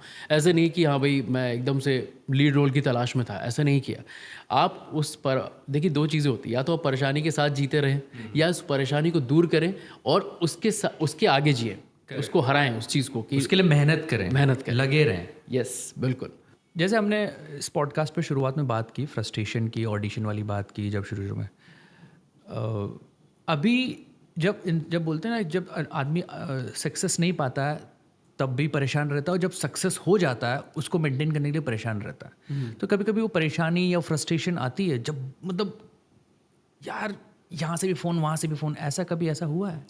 देखिए मुझे लगता है ये जो हम लोग जितने भी लोग मीडिया फील्ड से हैं, हमारा एक सर्टेन तरीका है काम करने का। हमें रोज़ कुआं खोदना है, रोज़ पानी निकालना है। तो कभी कभी ऐसा भी होता है, फ्रस्ट्रेशन वाले दिन भी आते हैं, लेकिन मुझे ऐसा लगता है कि अगर आपको खुद पे भरोसा है और आपने किसी के साथ आपका एक हर इंसान का एक नेचर होता है बात करने का, अपना सर्कल बनाने का, अगर आपने वैसा रखा है तो डेफिनेटली काम आपके पास आएगा ही। देखिए दोनों चीज़ें, ओवर वर्क होता है तो भी इंसान को फ्रस्ट्रेशन हो सकता है, अंडर वर्क होता है तो भी हो सकता है, तो दोनों चीज़ें बैलेंस में होनी चाहिए। एक बार मैं मुकेश तिवारी जी जो है एक्टर हैं, उनके साथ तुक्का फिट जब फिल्म शूट कर रहा था, उन्होंने बड़ा अच्छा एग्जाम्पल दिया था अजय देवगन का, कि अजय देवगन क्या करते हैं ना कि उनकी फिल्म जब 500 करोड़ या 400 करोड़ की हो जाती तो भी बड़े नॉर्मल रहते हैं, और उनकी फिल्म 1 रुपया भी नहीं कमाती तो भी वो बड़े नॉर्मल रहते हैं। तो हर सिचुएशन में ना बैलेंस रहने का जो तरीका है, अगर आपने वो अचीव कर लिया तो फिर आप कुछ भी कर सकते हो। आपको ना जीत की खुशी है ना हार का डर है, आपने बस ये सोचा है कि भाई आज का दिन मुझे ये अच्छा करना है, मैंने ऑडिशन दिया है वो अच्छा करना है, ये काम मिला है ये अच्छा करना है, आगे बढ़ना है। जो मैं कर चुका हूँ, जितने भी अच्छे प्रोजेक्ट्स, मैं उनके लिए बहुत ग्रेटफुल हूँ, लेकिन मैं वो कर चुका हूँ। मुझे मेरा फोकस है कि अभी आगे मुझे और क्या करना है। वो भूख खत्म नहीं होनी चाहिए। अगर मैं ये सोच के बैठ जाऊँ कि भाई मैं तो टाइटैनिक कर ली, मैंने ये कर लिया वो कर लिया, तो वो लर्निंग प्रोसेस खत्म हो जाएगा। करेक्ट, वही जो आपने बोला ना कि हर सिचुएशन में आप एक जैसे रहना। हाँ, कि मैंने भी कहीं पढ़ा था, या सभी लोग जानते हैं लेकिन उसका ऐसा जिक्र हो रहा है तो यहाँ पर कर लेते हैं कि आपकी ज़िंदगी में जो हो रहा है, जो होगा वो तय है या होना ही है, एक्शन तय है, बट रिएक्शन आप पे है। बिल्कुल, वहाँ पर कर्मा थ्योरी आती है कि how you are reacting to those situations. बिल्कुल, है ना। तो वो अगर हमारे सटल रहें, नॉर्मल रहें, बहुत जब खुशी का माहौल होता है इतना भी खुश मत हो जाओ कि पागलपंती हो जाओ, जब थोड़ा सा लाइफ में लो फेज है इतना भी लो मत चले जाओ कि उससे निकल ना पाओ, नॉर्मल रहो, सम रहो, है ना। बिल्कुल, उसको जैसा है वैसा रहो, मतलब एंजॉय करना एंजॉय करो। सैड, कभी सैड लाइफ आती है सैड हो जाओ, लेकिन घुस मत जाओ, सैड होना भी जरूरी है। बिल्कुल, बहुत बढ़िया। जैसे वो चीटिंग वाला इंसिडेंट था, ऐसा भी हो सकता था कि मैं डिप्रेशन में चला जाता, मेरे सारे दोस्त MBA MCA कर रहे थे और मैं बैठा हुआ था। तो वही कहा कि कमजोरी को जब आप अपनी ताकत बनाते हो, तो वो मुझसे एक नई करियर लाइन की तरफ में मुड़ गया, जिसके बारे में मैं सोचता तो था पर कभी उसके लिए स्टेप नहीं लिया था। तो वो हुआ तो ये हुआ, तो हर चीज जुड़ी हुई है। ये इससे ही जुड़ा हुआ एक और सवाल है डिसीजन पे, क्योंकि डिसीजन एक ऐसा फैक्टर कह लेते हैं जीवन को या आपके करियर को शेप देने वाला। तो आपका लाइफ में कोई ऐसा डिसीजन जिसने पूरा आपके दशा और दिशा बदल दी जीवन की? मुझे यही लगता है, क्योंकि मैंने बचपन से जो सोचा था कि एक्टर बनूंगा और अच्छे काम करूंगा, लेकिन वही होता है कि आप कब करेंगे वो। ऐसे कितने लोग सोचते हैं कि मैं बनूंगा, मैं करूंगा, पर किसी और फील्ड में चलते ही चले जाते हैं और उनका फिर वो मोमेंट आता ही नहीं है, फैसला नहीं ले पाते, वो फैसला नहीं ले पाते कि मैं कैसे करूंगा। तो वो आपका क्या था? तो मेरा वही तो मैं कह रहा हूँ कि मेरे सारे फैसले ना प्री डेस्टिन्ड है। तो मुझे मेरे साथ ये हुआ तो ये हुआ तो ये हुआ, वो पकड़ा गया, भले ही मेरी गलती थी मैं मानता हूँ, लेकिन उतनी भी नहीं थी। लेकिन उस गलती को सुधारा ऐसे कि एक्टिंग में घुसा, एक्टिंग में आया, वॉइस नहीं कर पाया, अपनी ही डब नहीं हो पाई, उसको कैसे सुधारा कि वॉइसिंग में घुसा, वॉइसिंग में किया तो फिर मुझे वो प्रोजेक्ट्स करने को मिले जिनके बारे में मैंने ज़िंदगी में नहीं सोचा था कि मैं टाइटैनिक, ही मैन, सेक्स एजुकेशन और होटल मुंबई ऐसे प्रोजेक्ट्स का हिस्सा बनूंगा, जो कि बॉलीवुड की नहीं हॉलीवुड की चीज़ें हैं, जिनको हम बचपन में, लखनऊ में बड़ा फेमस है, लोग इंग्लिश चीज़ें नहीं देखते, सब हमने बचपन से सारी फिल्में हिंदी डब देखी हैं क्योंकि वहाँ वही चलन है। करेक्ट। तो उस चीज़ का हिस्सा बनना जिसको आप बचपन में देख रहे हो, ये भी एक बड़ी चीज़ है। तो फैसले आपको सही सोच समझ के ही लेने हैं, लेकिन खुद पे ट्रस्ट करके लेने हैं। ऐसा नहीं कि हे वायर में कि नहीं मैं तो बन जाऊंगा। आपके अंदर अगर वो चीज़ नहीं है, सिर्फ लोग आपको पुश कर रहे हैं तो नहीं होगा। आपको अंदर से वो चीज़ आनी चाहिए, आपकी अंतरात्मा। सुनिए, आपकी बॉडी आपसे बात करती है, आपका मन आपसे बात करता है। अगर आपने वो नहीं सुना, कुछ और ही सुन रहे हैं कि नहीं भाई, जैसे वही एक बहुत सारे एग्जाम्पल हो कि लता जी अगर क्रिकेट खेलती तो कितना अच्छा क्रिकेट खेल पाती है, सचिन जी अगर गाना गाते तो कितना अच्छा गा पाते। उनको पता था कि वो क्रिकेट ही खेलेंगे, इनको पता था कि मैं गाना ही अच्छा गा सकती हूँ। तो मन की सुननी चाहिए, मन को निगलेक्ट नहीं करना चाहिए, तो वो बहुत इंपॉर्टेंट है। और घर में कौन कौन है? घर में मॉम, डैड, भाई है एंड मेरी शादी हो चुकी है, तो वाइफ है, बच्ची है। बच्ची आपकी कितने साल की है? अभी मेरी बच्ची हो गई है 7 years की। क्या बात है। और कैसा लगता है उसके साथ जब आप घर जाते हैं, उसको कैरेक्टर सुनाते हैं आप अपने, उसका क्या रिस्पॉन्स रहता है? 7 साल का बच्चा भी तो रिस्पॉन्स करता है ना। हाँ क्या बोलती हो? मुझे ऐसा लगता है कि आप बाहर जो रहते हो ना, भले ही आपका जो भी चीज़ रहे, लेकिन घर में आप बड़े नॉर्मल हो जाते हो। तो उसके लिए वो मैंने एक और बड़ा अच्छा कैरेक्टर किया था जिसके बारे में बताया नहीं, डैफी डक करके, लूनी टून्स में। तो वो जब मैं कभी कभी घर जाता हूँ ना, तो वो डैफी डक को देख रही होती है। उसको वही अच्छा लगता है कि पापा ये सब क्या बोल दिया आपने, ये कैसे अतरंगी डायलॉग्स बोल रहे हो। अब वो डैफी डक कैरेक्टर ही वैसा है कि भाई वो कुछ भी बोला है उसने कि मतलब सबसे शैतान, सबसे खुराफाती, तो उसको वैसे ही परफॉर्म किया है। उसको पता है ये मेरे पापा ने किया। हाँ, उसको उसने पता कभी वॉइस पहचानी है, कभी टीवी में चल रहा है ऐसा? 100% 1000 में से पहचान जाती है कि ये आपकी आवाज़ है। सो वो अच्छी बात है उसकी भी कि वो समझती है कि हाँ भाई ये भी एक आर्ट है, वो समझ रही है कि कर रहे हैं तो कुछ तो मज़ेदार है। और वो कुछ जैसे मैंने एक और शो किया था, एक और फिल्म की थी कैट नोवार मिराक्लेस करके, तो उसमें भी कैट नोवार की वॉइस की थी, तो वो भी उसको बड़ा अच्छा लगा। उसमें बिल्ली और ऐसा सब दिखाते हैं, तो उनको जो थोड़े से भाई एनीमे वाले जो बच्चों को थोड़ा अट्रैक्ट करते हैं, वो चीज़ें देखना वो पसंद करती है। क्या बात है मोहित यार, मेरे को तो मतलब इतना मज़ा आ रहा है ना बात करने में आपके साथ। वैसे मैं बता दूं, मैं बहुत बोलता हूँ, है ना, लेकिन आज मैं तो नहीं बोला, मेरे को बोलने का मौका नहीं मिला क्योंकि मोहित इज़ नॉन स्टॉप। जैसा मतलब इनके कैरेक्टर्स हैं, अतरंगी से ज़बरदस्त परफॉर्मेंस वाले, लाइफ में ये भी है। अतरंगी मतलब पर्सनालिटी काफ़ी वर्सेटाइल और बहुत ही फ्लैम्बॉइंट सी पर्सनालिटी है मोहित। हमेशा स्माइलिंग फेस रहता है मोहित का, है ना, जिनसे भी मिलता है बड़े प्यार से मिलता है। तो मोहित मेरे को तो बड़ा मज़ा आया। आई होप आपको भी विचार एंड वाइब्स में हमारे इस पॉडकास्ट में आपने एंजॉय किया होगा। और I hope and I request you all कि आप ये पूरा देखेंगे, एंड तक देखेंगे।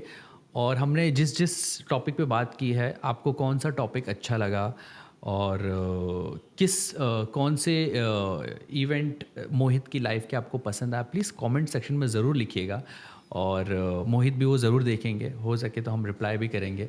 मोहित आप बताइए आपको कैसा लगा? नहीं, मुझे भी बहुत खुशी हुई आज इस पॉडकास्ट पे आके, क्योंकि बहुत सारी बातें आपके मन में रहती हैं, आप उनको कब कहेंगे, तो कहने के लिए एक प्लेटफॉर्म चाहिए। तो थैंक यू सो मच कि आपने वो प्लेटफॉर्म मुझे दिया कि थैंक यू सो मच आने के लिए, है ना। मेरी भी मतलब इट्स माय ऑनर कि मैं यहाँ आया। और मैं सच बता रहा हूँ कि मुझे इतनी खुशी हो रही ना, क्योंकि कई बार आप बोलते बोलते ना नॉस्टैल्जिया में चले जाते हो कि यस मैंने वो पल जिया है और मैंने वो काम किया था जिसकी वजह से मैं एक्टिंग में आया, मम्मा ने हेल्प की, देन यहाँ आया, देन आपके साथ वो वॉइसिंग वाला इंसिडेंट, फिर वॉइसिंग हुई, फिर आज वॉइसिंग में इतना अच्छा करियर बन गया। तो ये सब चीज़ें जो एक दूसरे से जुड़ी हुई हैं, तो इन चीज़ों को आपके साथ ही कहना, शायद मैं ये बात कहीं और कहता तो आई डोंट नो कैसा रहता, लेकिन उसी इंसान के साथ कहना जिसने मेरी लाइफ की पहली डबिंग की है। डर्टी पिक्चर में मेरी ही आवाज़ जिस शख्स ने दी वो आप थे। सो मेरे लिए बड़ी अच्छी एक जर्नी रही कि आपके साथ मैं ये सारी चीज़ें शेयर कर पाया। तो thank you Mohit, thank you आने के लिए। और गाइस, आपको अगर ये हमारा पॉडकास्ट अच्छा लगा तो प्लीज़ हमारे चैनल को विचार एंड वाइब्स को सब्सक्राइब कीजिए। कमेंट करके बताइए आपको सबसे अच्छा क्या लगा, आप और किन किन गेस्ट्स को चाहते हैं विचार एंड वाइब्स में आए और मैं उनके साथ बात करूं आप लोगों के लिए। और अभी मत जाइए, जैसा हमने कहा था एक सरप्राइज़ है एंड में, वो भी आपके लिए। एक्चुअली ये मेरे 2011 की ख्वाहिश थी कि अपनी पहली फिल्म के सीन को मैं खुद डब करूं, जो आज 2024 में पूरी हो रही है। तो देखते हैं कैसे होती है। मैं क्या आ ही गए हो तो इंटरव्यू कर लो। मगर ऐसे आपने कुछ पहना तो है ना? आप कपड़े पहनकर नहाते हैं? नहीं। तो फिर कपड़े पहनकर नहाना चीटिंग है, और सिर्फ चीटिंग नहीं करती, जो है बस वही दिखा। दूर चलो, जाओ बच्चों जाओ, बाद में खींचूंगा। ओके बाबा। कहाँ फंस गया? आओ जाओ बच्चों। अरे आप तो जल्दी आ गए। मैं बाद में हूँ क्या? गए हो तो इंटरव्यू कर लो। मगर ऐसे आपने कुछ पहना तो है ना? आप कपड़े पहनकर नहाते हैं? नहीं। कपड़े पहनकर नहाना चीटिंग है, और सिर्फ चीटिंग नहीं करती, जो है बस 2011 में हाँ मतलब 2011 की ख्वाहिश आज आपने 2024 में मेरी पूरी कर दी। मेरी ख्वाहिश थी कि मैं अपने पहली फिल्म की डबिंग खुद करूं, तो finally thank you so much. क्या बात है, thank you so much Mohit, thank you so much. तो गाइस ये था आपके लिए surprise, I hope you liked it और आपको हमारा पूरा विचार एंड वाइब्स का ये पहला एपिसोड पसंद आया होगा। Thank you so much, thank you Mohit यार, thank you so much, thank you thank you. मजा आ गया।